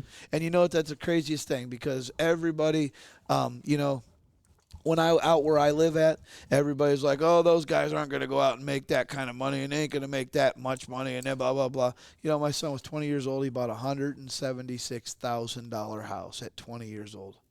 Put a beautiful down payment on it. He's got a beautiful car that he bought his fiancée that paid cash for it, brand spanking new. And, you know, he's got a beautiful car. He's got a dog. He's got a lifestyle that he's 21 years old now that most people at 35 couldn't even dream of having. And my son has taken that, and it was all based on going to college and playing football. Thank God that he was 18 years old in August. He went and graduated in May. And then he didn't have anything to do. He was getting ready to go to play football. I said, before you think you're going to sit in my house for a couple months, you're going to go to the welding school and you're going to practice some welding. Thank God all of his buddies listened to me, went out, got these jobs, and Austin was like, I'm going to go out and do what those guys are doing. And do I wish he would have went to college and done something like that? I don't think I do anymore, because you know what? I don't think he could have been any happier. And I think that's the coolest thing. You got to teach these students, young men and women, what options are available out there. We have a manufacturing sector here in northeastern Ohio that goes from aerospace to snow plows to everything in between. And these companies around here now, they're paying $24, $25, $26 an hour just as entry-level jobs with benefits, 401k, and vacation. I have a company right up the road. They want to start out $24 an hour. First day hired in, 3 weeks vacation, 5% 401k match. You don't have to put anything in. They'll put in 5%. If you put in whatever you put in, they'll put in and match up to 8%. So they'll match up to 8%. But if you don't put anything in, they're going to put 5% in. Damn. You know, and 100% benefits paid for. All hospitalizations paid for. And this company cannot find anybody to fill the 3 positions that they need. And everybody's like, well, hey, Ryan, do you have any? All of my companies have already hired all of my kids that were able to go out and pass a drug test. And that's the sad part that we have today. I don't have enough booth space to train more students to fill the needs just here in my local area. Mm-hmm. And the sad part about it is I've got 97 kids applied. I'm allowed 16. 81 kids didn't get into my program. And the sad part about it is the kids that we're getting into the program is some amazing kids. But I can't imagine what the other 81 are like, because that's the thing that kills me, crushes me, kills me, because I want to be able to help them all. And I think that's what Linko is one of my best sounding boards for, because Linko is like, he understands. We want to try to do more. That's why these educator workshops are so amazing, because now these 81 kids I'm missing here, are now going to be infiltrated all over the United States, from Nebraska to Oregon to Texas to Florida to Indiana to West Virginia to Pennsylvania to Rhode Island to New York to Maryland to Florida and everything in between, because that's what we're having here. And they're going to be able to go out and they're going to help capture some more of those 81 kids that I didn't get to have in this particular program here. And I think that's one of the coolest things that Linko has taught me, because for so many years I've been saying, Link, we need to do this, Linko just said, shut the hell up, Rye, we're going to do it. And a month and a half ago he did it. And I can tell you, I've been doing this for 21 years now, and I've been teaching educator workshops for 16 now. This is by far the best educator workshop. I never had anybody over my head as a sales pitch. It was raw. It was perfect. It was, everybody got out of it what they needed. And I think the charge of batteries that we had in here is absolutely unbelievable. The static electricity that happens when we walk out of this place, because it's such an electrifying room, is just absolutely unbelievable. Yeah, and just talking to like the other people that were in the class, the other educators that were in the class, they've all had an amazing time, and they've learned a ton of information to take back to their programs. Because you got to think, you got a lot of people that they're new to education, and because the demand for welding, because the workforce is falling short, we've got that huge skills gap. People that, aren't welders have been brought in to become welding educators. Yeah. And, they've never really had formal training. So a lot of them are coming in here, they're getting formal training, and now the coolest thing, and this is what I love about the workshops, there was like, 14 individuals here plus myself. So I think I make number 15 or whatever order I'm in. I've got 14 new connections to help me out on my journey, because they know things that I don't. Right. Or if I have a student that does want to travel, I can link up with one of the other instructors from that area, and vice versa. They've all got my contact information. They can reach out to me for anything that they need. That's what we want to try to start also. We want to start some type of exchange program with other welding programs throughout the country, be able to bring some of their kids here and some of our kids go out there. We want to start an exchange program. Out in Oregon, we're really heavily talking about this right now. Our administration and their administration are starting to come up with an idea of how their kid can come out here for a week and my guys can go out there for a week, or, vice versa. Before COVID happened, the week before they shut down the country, we went out to Oregon. I got to take some of my students out there. We got to work with 3 or 4 different schools out there. It was the most majestic and most amazing thing for my students to see the growth in those students, to be able, first time ever being on a plane, first time ever traveling, first time ever going out and being away from their parents. It was the most euphoric feeling in the world, and we want to do more of that.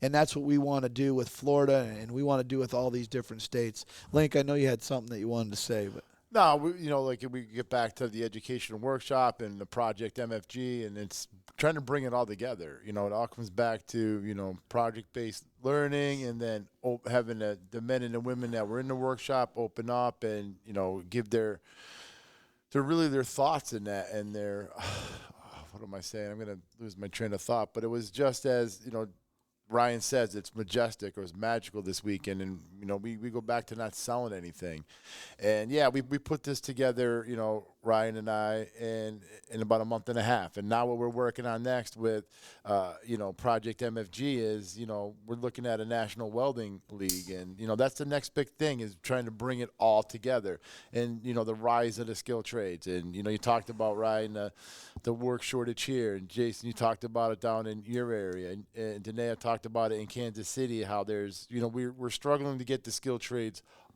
men and women. We need to put them in the right place, and that's what I'm hoping. We're hoping with the Project MFG is that Ryan and I, they reached out to us to help them guide this welding portion of it, and and at the end of September, we're going to have a national welding competition, and the end goal, the end game is try to get some of these young men and women, careers in with the Department of Defense, and how that's going to look and what we're going to do. And it's just been, I don't think I've slept too much this week at all. That's really what I can say is it's been crazy, but it's been something that's been in the works for a long time, and it's finally here. And, the people that got to experience it are never going to forget about it, and the ones that didn't get in, and hopefully we do it again. That's the thing. Absolutely. The number one thing again is people are asking when we're going to run our next one. When can we do another one? We want more. We want more. We want more.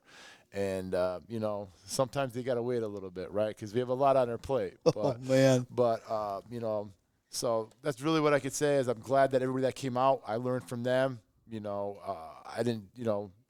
I hope I taught them something, besides how pretty we all look. But no, it's been a good time, and these competitions and the competition we had within the program and this workshop, I think that was the best. I really had fun doing that. I had fun watching everybody kind of, run around. But they all talked, and they all helped each other out. And that was the big thing, because a couple of them were working in pairs, and they came to me and they say, "Is this all right?" What do you mean? Why wouldn't it be?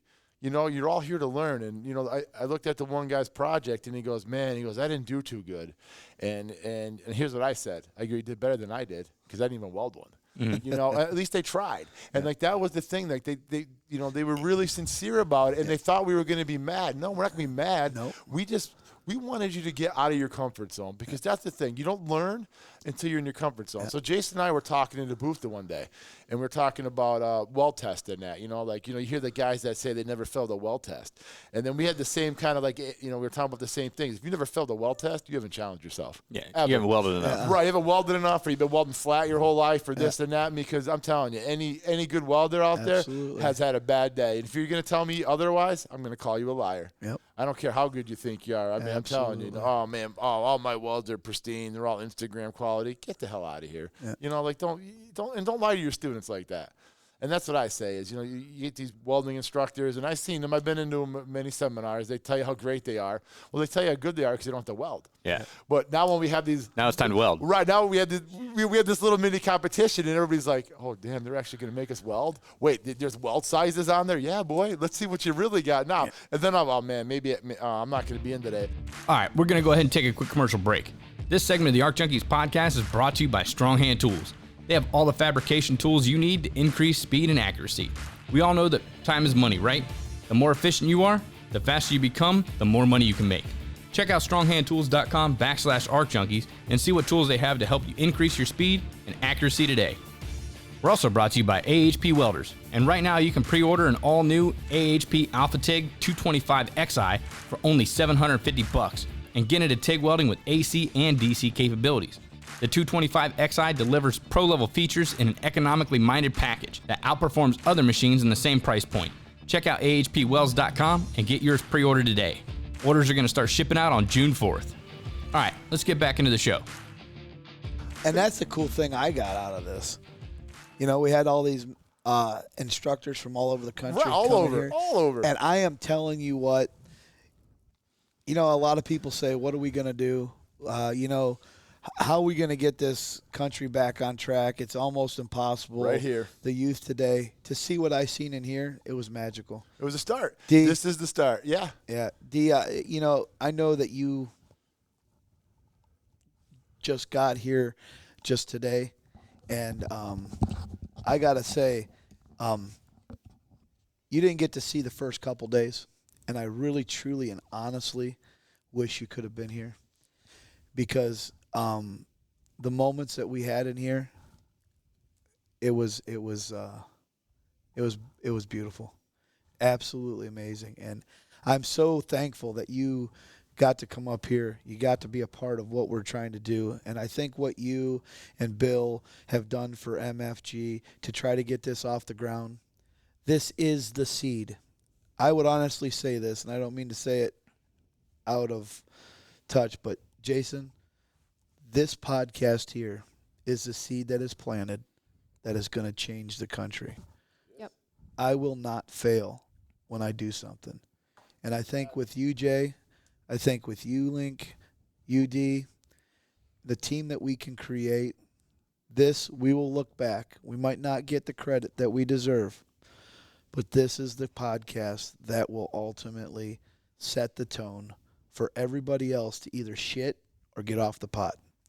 Because this is the time that we can make a name to be able to, I'd hate to say it, but it sounds corny or touche, but to win our country back. Because with the way that these other countries are competing to skill their people up to come over here and take American jobs, it's sickening. It's so devastating.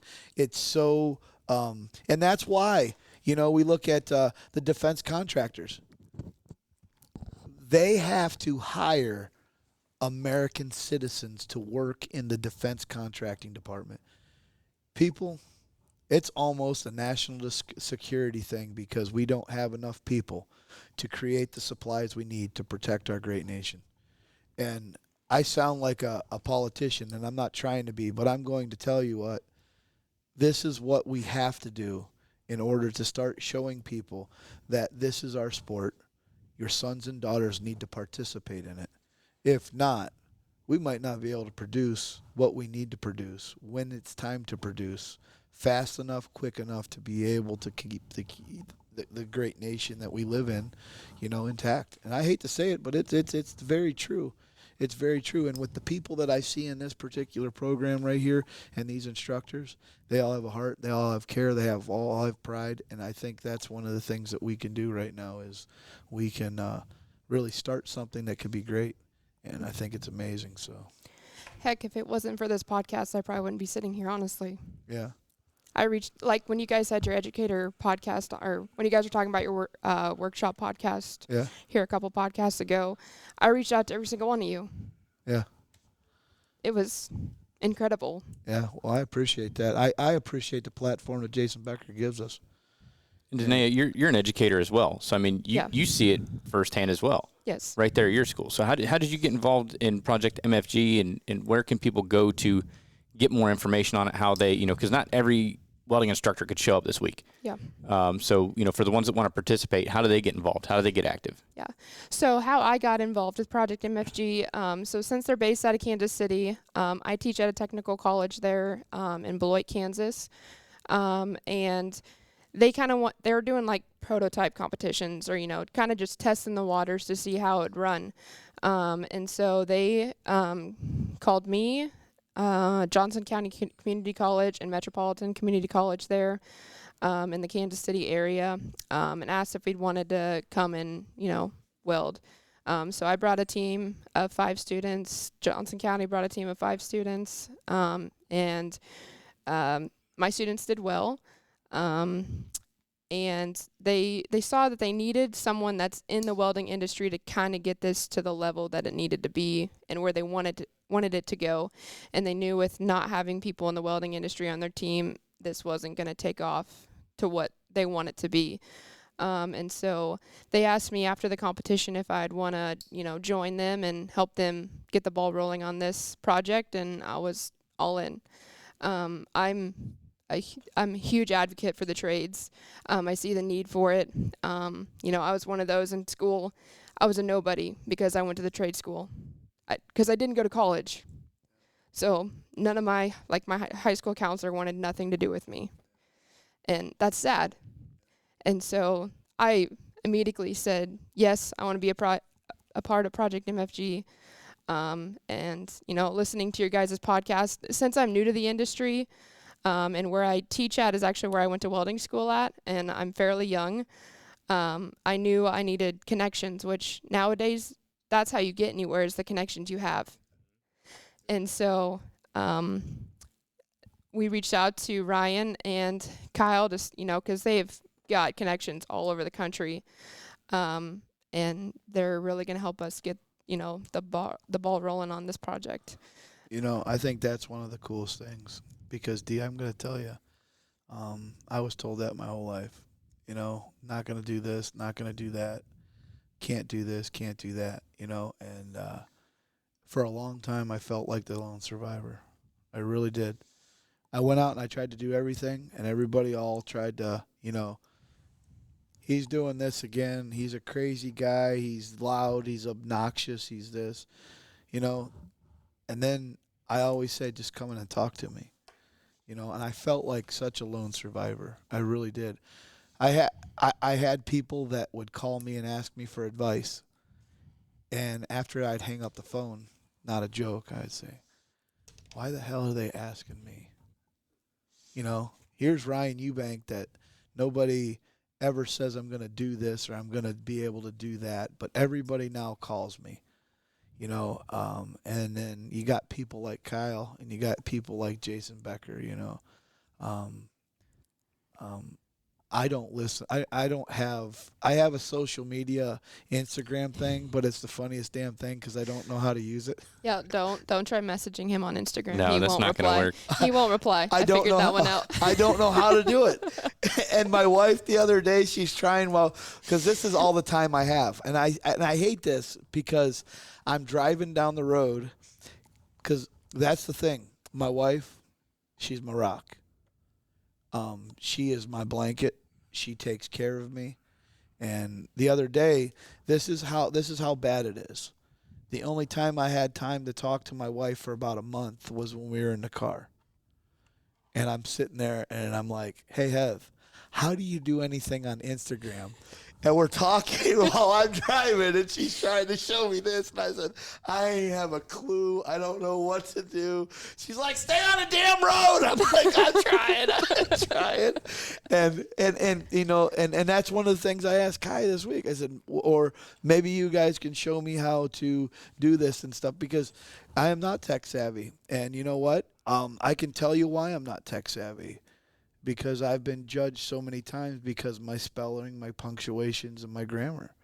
And, on a platform like that, there's a lot of people that are going to judge me based upon that. Yep. And that's why everybody's like, I can't find a Facebook page. I can't find this on you. I can't find anything on you except for articles that I've been in magazines and stuff like that. And everybody says, man, you're like the best secret I've ever kept. And once they start to talk to me, I guess if you want to know what my technology is in communication is my phone number. Yep. And I've got a phone that I get literally. I've sat and watched it. It looked like a Christmas tree for the last 15 minutes. I probably got 5 missed phone calls and a bunch of text messages, and my phone just never stops. And I guess it would be a lot easier if I did have an Instagram where I was able to navigate through it and use it. And I've tried, and I've got 2 of them now because I didn't know how to use the first one, and they put a second one. Oh, geez, now I got to follow you on the other one. And everybody says follow, and I press the blue button, but I don't know what that means. I don't know how to send a message. It's the funniest thing now because now it says I have an Instagram on one of them, but it's on the other page, and I don't know how to turn back to the other one. So I'm just like, it's okay. It'll be okay. It'll do, pig. That's all right. I had to show Ryan Linko how to do that the other day too. So. Oh man. Well, I'm in my defense. I don't have 12 Instagram accounts either, Jason. Oh well, sorry. Right, but I mean, but Ryan, that's all right because I handled all that. You know what I mean? People reached out to me and they're like, how do we get a hold of Ryan? Well, I'm the one that will get you in touch with Ryan. If you really need him, here's his number. You know, and a lot of coordination we had with, you know, I had with Two Scoops here, Danae, is through Instagram. And even Jason, you know, I'll be like 11:30 at night and I'll be like, yo, Jason, what are you doing? And I'll just start texting and we'll be talking about things and that. And, you know, and it's easier that way for us. Yep. And I know what you're comfortable with, and I tell everybody what you're comfortable with, you know, and there's no shame in that. And, you know, you don't hide it, I don't hide it, you know, and that's what kind of works. It kind of works with this workshop. You know, Ryan's very good with, you know, breaking down things and keeping it easier and showing you how to use, again, food into the classroom and that. Maybe that's why we're all like 900 pounds, you know, like, but, you know, and that's it. You know, I'm the writer. Yeah. And, you know, he's the animation, and we just blend together. And then when we both get animated, it gets really crazy. But I've been very mild this week, I will say that. And that's the funny thing. My wife said, so what are you going to do on Monday? I says, I don't know. She goes, what do you mean? You've got these guys flying in from all over the country. You don't have anything planned or prepared? I had something. We had something. Right. And she goes, what are you going to do? I said, first thing I'm going to do is I'm going to introduce myself. She goes, well, what are you going to say? I said, I don't know until I walk into that door. Right. And everybody's, you got to be kidding me. Off the cuff. That's so raw. It's so off the cuff. Right. And when you walked in here and these guys looked at me and they're like, I'll never forget when Jeremiah said, well, I heard this amazing podcast and blah, blah, blah. And thanks, Jason. Yeah, which podcast was that? That was the problem. Like, he set us up so high. Like, it was like either we're going to fall fat on our face, thanks, or we're going to rise. Yeah. But, and there it was 8 hours later. Yeah, and then Jeremiah's like telling his story, and then his sidekick comes in and he says, he says, we were talking about I'm not gonna make it. I'm gonna just leave after the first day and I'm gonna turn around and go home. And then he's like, I was gonna go with him. This guy was like, I came in here and he said, you gotta hear this guy's podcast, and he said, I listened, and he says, is this guy real? And Jeremiah's like, I don't know, but we're gonna go and see. And Jeremiah's up here and he's like, he was just capsulated. And the guy was like, in 5 minutes, he was just like, you know what? This is the most amazing thing, and I'm going to stay here, and I'm going to do this, and this is just amazing. And that's the one thing that really got me. And that's when I fed off of them, and that's when we fed off of each other. And that's just like this podcast, Jay. We wanted to come in here and just, you know, shoot the breeze. That's really what it was, you know. Like, I'm sure, you know, Jason always has like an agenda and that, and we're very loose in that. And again, it just flows and what comes to mind. And same thing out in the lab. And if anybody taught education, you know, you have a plan, and you know you have your lesson plan. And it goes right out the window 5 minutes into the day. Right, until little Timmy or Tammy comes in and it's like, all right, we're not doing this. Or you're out in the lab and next thing you know, someone's pant leg's on fire, and then you're screaming like, all right, life lesson, let's go. Let's burn all the pant legs down to show you why you shouldn't do this or have frays or have boots and that. And that's what it was about. Like, as I said, I've been to too many seminars. I'm sure, Jason, you've been as well as conferences. They're just stiff. They're just rigid. This one wasn't. And, you know, was it by design? A little bit. I really think it was. You know, I have some PowerPoints that I never even had to really use, which was awesome because, you know, no one really likes to read that we found out, you know, besides the prints. But that was it. And everybody was asking me like the same thing, you know, like, what's Monday going to be? What's Monday going to be? Well, just show up and you'll find out what Monday's going to be. And it's different because I've been to 5 or 6 of Ryan's classes and they're never the same. Right. You know. And that's kind of like, you know, I wasn't 100% sure what to expect when I got here. Like, I mean, I read through the agenda. Right. We pretty much covered all that, but it was everything I thought it was going to be and more. So now I've got a lot of great resources, information, and teaching methods and styles and stuff that I can go back. We got a new class starting July 5th. My other instructor, Malachi, is up here with me. You know, he's going to go back and be able to implement this stuff in his class. We're going to be able to share all this information to our other instructor that wasn't able to make it because he's renewing his wedding vows in Hawaii right now. I mean, it sucks to be him. He's missing out, but he does. You know, maybe next year I'll go to Hawaii and then he can come up here and hang out with you guys. So we'll have to swap out. I will say though, with this week's workshop, I was a little offended that within 30 seconds of Ryan walking in the door, he didn't embarrass anybody or pick on them like you did me. I'm still holding on to that, and I'll tell that story every time. You didn't pick on one of those guys like you picked on me. No, I'm not. Yeah. You didn't call them fat like you called me. Never. Is that why you went on a diet? Right, it was. That's why I had to get my girlish body figure. Yes, I thought so. Right, I thought so. And that's why we clicked. Yep. And that's what it was, is because. Well, I did it a little bit to Jeremiah. Yeah, but no, you did. You did say, "Hey, bud, you're really fat. What's that lean body drink going to do for you?" And then you pick it up and you wink at me. I'm like, "Wow," But yeah, I was really upset, And now you're best friends. We are. That's why I love the guy. That's the sense of humor. Because it is, and that's the energy. Because when someone's going to jab at me in 30 seconds, we're friends. Yeah, that's it, and that's why I come back. Yeah. You know what though? Friends. And that's me. Right. And that's who I am, too, because I would have done the same exact thing. Absolutely. And I always said, you always wonder if there's somebody else out there like you.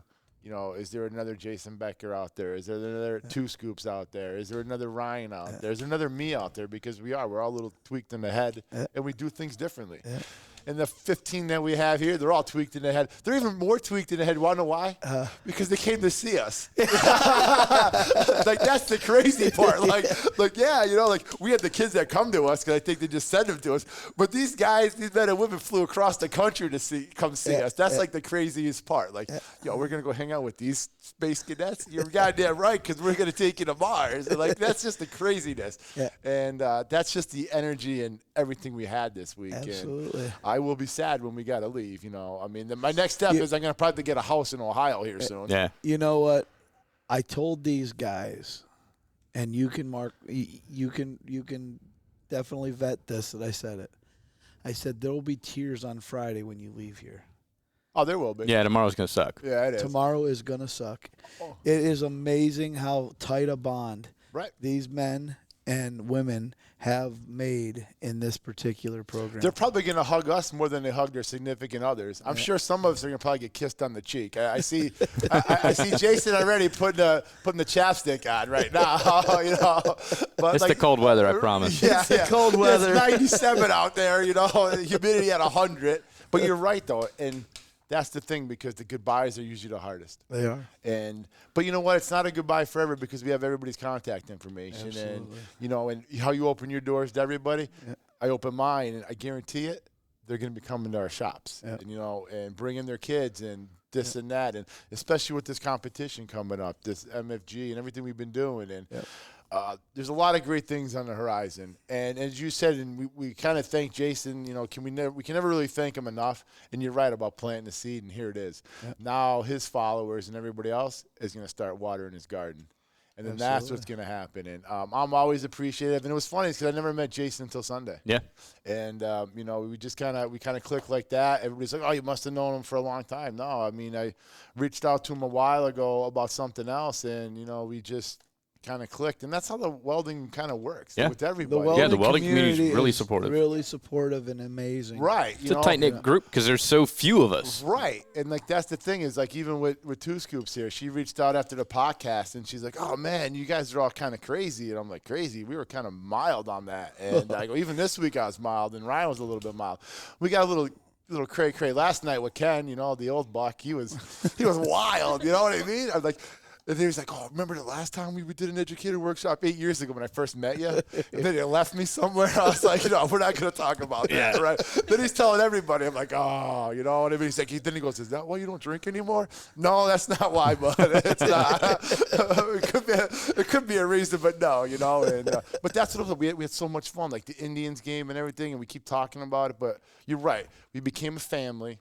Yeah. Now they're going to put our family values into their families at their homes. Yep. And their homes are their schools. Yep. And if they're going to be true and they want to have what we have and you have and Jason has and they're going to do that. You know what would be cool, guys? If we could do welding school rescue and we could create something. Just go in there and do a makeover. Right.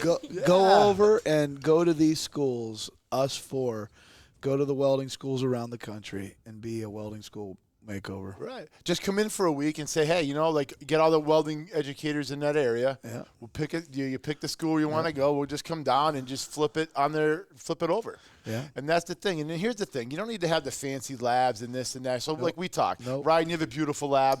I have a beautiful lab.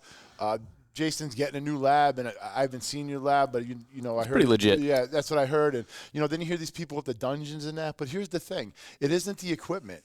Yeah. It's the heart and the soul and what you want to put into it. It's the kids. That's it right there. Everybody in education right now is like the Field of Dreams. They build it and they come. Right. But I got to tell you, if you don't have the Babe Ruths, and you don't have the Cy Youngs, and you don't have all of these amazing players to play in that field, and you don't have the guy that's going to manage that team, doesn't matter how great the field is. Right. Mm-hmm. Don't matter how much you put into that. You got to have the heart and soul. And that's the craziest thing that we could do.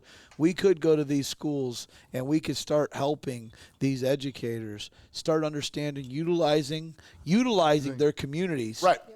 Go and do research in their communities. Find out their manufacturers in the area. Figure out how we could, as a group, go out and you go out and be the communication factor for it. We can go out and we can start educating the educator to start to utilize his community instead of saying, I don't have this and I don't have that, so I can't do this and I can't do that.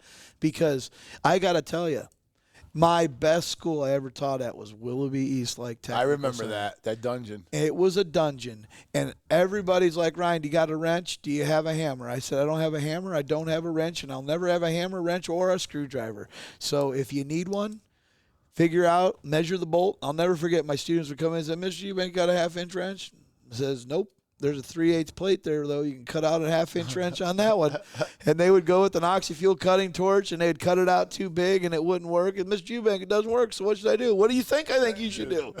Cut another wrench out. Throw some weld in there and grind it back Did out. you ever see his old lab? Yeah. Oh, man, I had to get a tetanus shot when I left. Mr. Eubank, you have a screwdriver. You need a flathead or a Phillips head. I think it's a Phillips head. Well, too bad. Cut the head off and we'll put another one. Right. And everybody's like, Ryan, why don't you just buy tools? Do you know what the best thing about that was? My students gained so much common sense from not being able to go and utilize something in a toolbox and think out of the box to be able to take it out, to fix it up, to clean it up, to do whatever it may. And my students were the most unbelievable kids. And I think that's the one thing that we're losing in education is the gain of common sense, because kids are so afraid to make mistakes. Mm-hmm. Right. And so many educators live on a platform where they don't want to make a mistake. And that's the one thing I think with MFG that we want to do is we want to implement mistakes in these projects and see how intelligent are the students that are picking up the mistakes and gaining the knowledge that they know that. Because how many times have you guys as welders been out in the field and you got a print and you found something wrong before it was ultimately implemented to save the company money? Never. The engineer's always right. Every freaking time. It's like, hey, you're so right. Should we cut that support I-beam up that's holding all 20 floors up to get the pipe through? Absolutely. That's what it says on the print. Let's do it. Yeah. Should we send an RFI? No, just give me a plasma cutter and we'll handle it. And you're right. And educators they're also afraid to make mistakes too. Yep. And that's the big thing is you know what? I make mistakes every day. Between my spelling and my welding, and that's why I don't really weld anymore. I love screwing up in front of my students because it gives me a chance to feel for them to see that, hey, I'm actually human, this stuff happens, but hey, here's what happened, here's why it happened. Right. So how many times have I done a MIG welding demonstration, forgot to turn the gas on? Right. Or forgot to hook my ground clamp up. They're like, well, they're waiting. You're like, you're supposed to be the professional. Yeah, shit happens. Right. I make mistakes too, but this is a teachable moment, so you turn it into a teaching moment. And that was another thing I gained from this. How many of these educators were trying to, they were almost like felt like they were embarrassed. Right. But do you know what every one of these other educators were like? Hey, come on, let's go. I'll help you. I'll show you this. I'll teach you this. I'll teach you that. Hey, come on over here. Right. And then after a while, it was like, you know what? That's what I got out of those guys when I grabbed their hand. The euphoric feeling in my body from just feeling those guys, feeling like they felt like they were comfortable and they were able to now be themselves. I think that was one of the coolest things. And that was the thing is like they were like when you were doing these projects and especially the one with MFG today was like, oh, I'm sorry I ruined it. You didn't ruin it. Like, why are you apologizing to me? You did it. It's all good. Like they thought we were going to like yell at them or something, like, oh man, I didn't get it done in time. Or, like, can I come in for lunch? Yeah, eat something. It's not the end of the world. 2 scoops. Yeah, it's a trial period. Yeah, right. Like they wanted it to be perfect because here's the thing. They were looking up to us, but we were looking up to them at the same time. Absolutely. And I don't think they got that at first. Like as I said, the guys, oh, man, I gave it my best. But that's all you can do. You give them a fist bump or a hug, and that's what it is. And that's what you want for any of your students. Yep. And, like, that to me, that was the aha moment again is like, all right, they had compassion and they cared enough. They cared enough for us to do this for them. And that's, for me, that made it worthwhile when they brought in all the, to be able to do this, like, here, let's do this. And to me, it was like, our hard work, they valued it. It didn't go for waste, even if they destroyed something or whatever, but they learned from it. They had fun, and they're like, oh, I'm going to go back, and I'm going to do more of this now in my program. Link, that's the thing that I loved about Bill and I loved about Dee being here today. We didn't plan any of this stuff. No. We came in, and it was so great that Bill's plane was delayed yesterday. Right. Because I'll tell you right now, I think our outcome today would have been totally different if we had 4 hours to talk about it at an Indians game last night. Right. But for him to come in, and it was so raw, and we're like, here, guys, don't know how it's going to go. Here you go. Here's the prints. Here's this. Here's that. Dee did an amazing job. And I think that's one of the coolest things that we did. And that was the whole Educator workshop in the whole. Yep. A lot of it wasn't planned. Yep. It was just kind of off the cuff, on the go. Here's what we're going to do. We're zigging, we're zagging, we're ducking, we're punching, we're jabbing, we're going to knock you out, and that's it, and we're going to pick you back up. And you're right. It wasn't planned. Here it is. Bill comes in, 2 scoops comes in, and it says, hey, all right, we're going to run the thing. And everybody had all these questions. Men, just roll with it. Yep. Just roll with the project, and we're going to figure it out at the end. Absolutely. And to me, that's some of the best learning experiences ever. So I can't wait to see what they say tomorrow. And they were so happy when they were holding water, and then they were the one that sunk like the Titanic. I was like, yep, that's me in the pool, boop, boop, boop, boop, or the ocean. And that's the coolest thing because that was Becker's. When we go back to think about it. Over there. When we go back and think about this, we learned about stick welding, MIG welding, TIG welding, flux core welding. We learned out blueprint reading. We learned communication skills. We learned fabrication skills. We learned fit up. Right. We learned how to properly give demonstrations to students. We learned so many things. We talk about, none of it was planned. Right. But everything was achieved. It was. And that's the coolest thing. And it was. We hit our agenda not in the way we wanted to, but we did. Yep. And that was it. And it all comes down to, even when we're talking about Bill and Dee here, is just let us have it. Yep. We'll make you shine. We talked about it. Get on our backs. We'll give you a piggyback ride. Just don't forget who's carrying you. That's it. And that's what's going to happen. And as I said, with this platform that we have now, we'll be all right. I do want to ask, am I going to get an Art Junkies T-shirt since I'm – Oh, you got to pay for it just like I do. Come on, you got to pay for yours? Get out of it. So, I'll show you the invoice. Right. Show you the invoice. Well, remember, I'm size Studley. Size Studley? Yes. He's like size freaking circus tent. Yeah, We'll get you sorted out. I'm an XLT. Come on now. I only had one donut this week. I'm extra small. One after another. Right. Holy shit. Yeah. Well, that's what took so long during, the thing. That's why everybody was so happy, was all the donuts that Ryan feed and all the food. The donuts, the cheeseburgers, the pizza. Cheeseburgers. Oh, my God. Insane. Yeah. I'm coming back 68 pounds heavier. The summer shred I had before. The summer shred program was on. Ended Sunday. I think I gained all 20 pounds back right now. Thanks, Ryan. I got to say, though, I didn't plan any of that. My wife and my daughter did all I was talking to her yesterday, right? His wife's a saint. So oh my God. I walked in his office. His daughter's there, the wife's there. I'm like, oh, how you doing? And we were talking, and I was like, man, I go, how about this show we got going on? She's like, yeah. She's like, he's nuts. And she was telling me about, Ryan had all this food picked out. The guy backed out on him on Friday. He tells his wife on Sunday that, oh, yeah, by the way, we might need some food. And I was like, yeah, I heard about that too, but we make it happen. Yeah. And that's the whole thing about it, is you just get it done. And he's right about her being his rock in that. And she's like, I had no idea what we were doing. We're going this way. We're going this way. I never did this before. And I was like, you know what? I never did this either, but here we are. Let's go. Here we are freaking killing it. Yeah, here we it are. was like last night at the Indians game. Oh, when he trampled over those nuns and those little kids. And I learned that Ryan is a lot faster than he looks. When we were at the Indians game, and I'm like, what the hell? We're standing out there, and I'm like, where's everybody at? And I'm sitting there with me and my wife and my daughter and Jake, and, you know, some of the other guys come out, and Jake Lear is sitting there, and Jake's a guy from Oregon. He's a great guy. And I'm like, man, I wonder where everybody's coming. I said, so let's walk down to the Ticketmaster booth and see what's going to go on and see if we can find 25 seats together. And the guy, I walk in there, and he goes, how can I help you? I go, I'm looking for seats for 25. He said, cheapest seats we got is $25 a seat. And I'm like, oh, okay. I said, well, if that's what we've got to get, we got to get. He goes, how many are you looking for? I said, 25. He goes, oh, hold on one second. Let me go talk to my boss. Boss went back. She come back. He says $13 a seat. I'm like, what? That's amazing. And to go in there, and he goes, we're going to be right here in the bleachers. I don't know why it happened, and I don't know why you guys, you know, you guys came when you did. I had to get ready. No. I had to put this makeup on. No, Yep. I understand. That was the coolest thing. But literally, did I not just walk through the gate? I'll tell you, 36 seconds. I think I timed 36. it. I took like 14 steps. All of a sudden, you hear, "Rah!" All of a sudden, they see a black blur run past me, and I'm like, God damn, Ryan can move.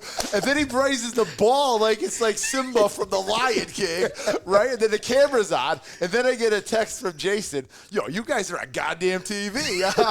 I was like, would you expect anything else? Then he's on Twitter. I was like, oh. It was so amazing. It was. But that was it. That was the weekend. If you want to know what this week wrapped up to be, go to a Major League Baseball game and catch a home run, because it's 1 in a million opportunity. And I think that was the way that if I had to symbolically say, what was this week like? It was like going to a Major League game and catching a Major League home run. And you can relate to that, because you know what? Like, I've been to many baseball games and organizations, and that I never had anybody catch a ball. I caught a foul ball once before, but never a home run. But it's like, you know, you taught it. You just said it before. Is, you know, you taught at so many of these educator workshops, but this one was different. Yeah, it was completely different. Yeah, you've been to so many. Yep. But this was the home run of The home run. right? And It was absolutely the home run. Right. To watch these guys and see their faces. You know, as an educator, what I like to do a lot is feed off of the facial expressions that people have. And it was so amazing to see some of the emotions that came out of these guys. Right. Because I think, like Malachi, Oh yeah. I think that was the first time he ever publicly spoke about his father. When he broke down, and I was like, damn, but that was it. That was it. That he had that in him since the whole beginning, and it was, and I think that just kind of released the tension in him, that he felt comfortable enough to do that, and that other people felt comfortable enough to share their stories with us. Yep. Like, we didn't even know half these people. Yeah, I didn't even know, and you know, like, to get up and just to get all that off your chest, and just to be that honest and raw with strangers. Yep. How often does that happen? Yeah, never. Never, right? Like, that's the thing is, I think the gentleman from New York that went to Cornell University, I think that might be the first time he's ever publicly said that that's where he got his college degree from. I think that is just absolutely. Yeah, I never saw that coming. Yeah, That was like, no, I'm gonna be honest with you, he looked like a killer. I was like, dude's in the back with a mask on, and I was like, yo, he's gonna hatch us up. And all of a sudden, I went here, did this, I graduated from Cornell University. And I was like, wait, the Cornell University? Yeah. There's only one. Right. Didn't everybody go to an Ivy League school? No, bro, we didn't. I barely got out of high school. You know what I mean? Like, I'm a welding instructor. What do you think? You know. Yeah. But that's cool though, because we all come from all walks of life, and that breaks the stigma of us. Yeah. Not being able to go to education and getting back to, you're going into skilled trades, you're blue collar, you can't do this, you can't do that, you can't go to college, or you can't be successful. And success comes in many forms. Yep. And that's the thing that was so cool about it, is all the different backgrounds. And you wouldn't have known until we had those introductions. That introduction was the amazing. great thing is the video that you guys played the very first day. Yeah. Is this sustainable human? There's more than one kind of intelligence. Right. Yeah. And that wrapped up the entire week. Yep. Yes. I mean, it set the tone for the entire week. And you know what, Jay? I was very much debating about playing that. That was the first thing that I wrote on my notepad, and that'll probably be the first thing that I play when I get back from my students. Well, I play it to every one of my students when I come in, and I want them to know that this is a judge-free zone. And if you can be you, ask me a question, don't care what it is, make it a guess, but at least I hear your voice. Mm-hmm. I can't stand teaching a class when a kid goes through the whole entire class and doesn't even make a sound throughout the whole thing, but got 100% in it. And we're judging him based upon 100%. Right.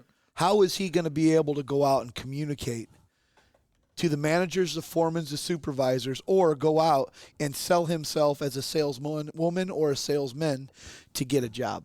Yep. Because that's the one thing that kills me is these kids are all so focused on getting that degree or getting that piece of paper.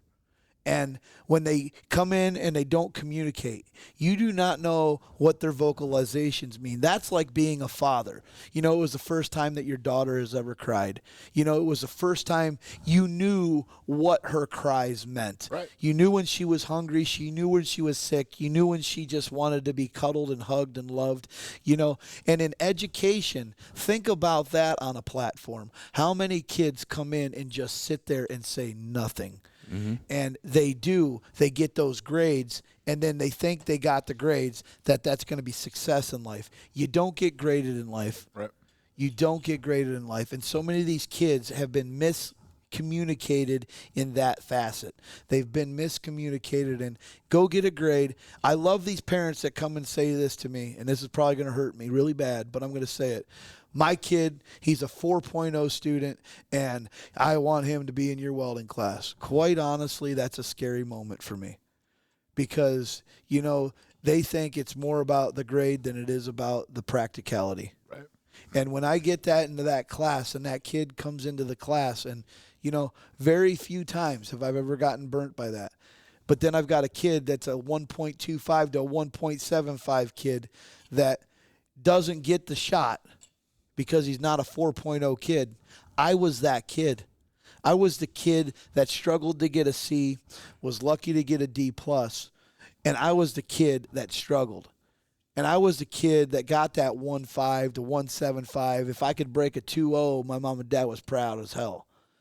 You know, but my mom and dad accepted the 2.0.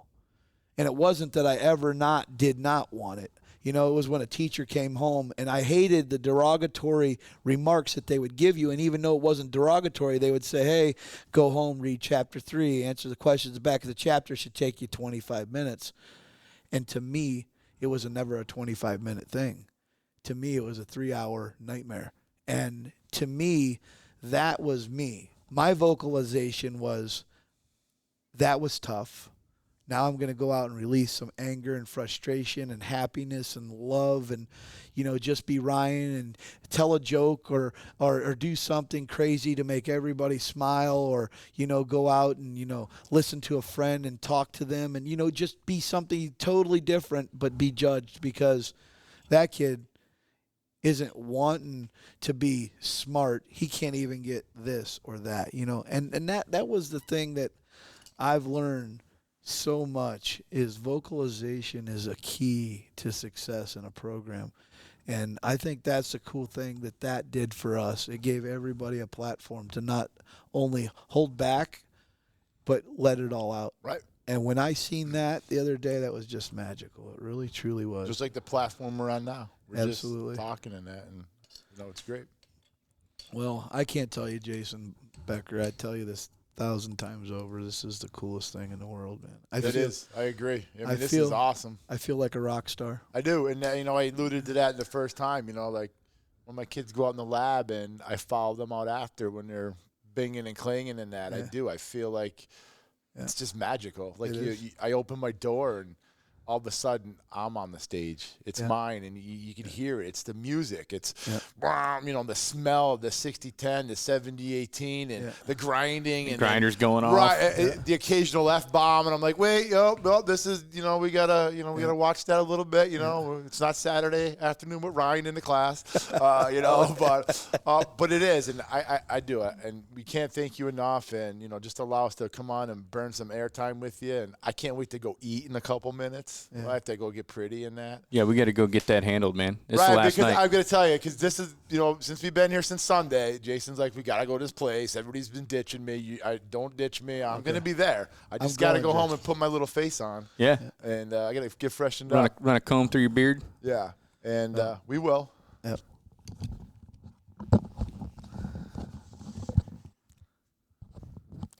I'm going to actually mention where to find Project MFG, since I'm pretty sure you've asked that question, but I kind of went around it.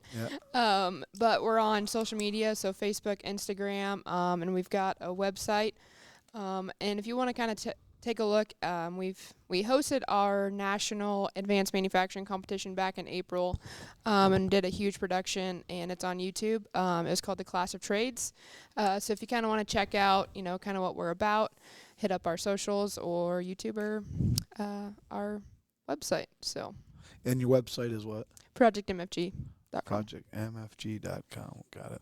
Awesome. Well, it's great having you guys on. Looking forward to the next one. So we'll definitely have to, give me some dates whenever that pops up.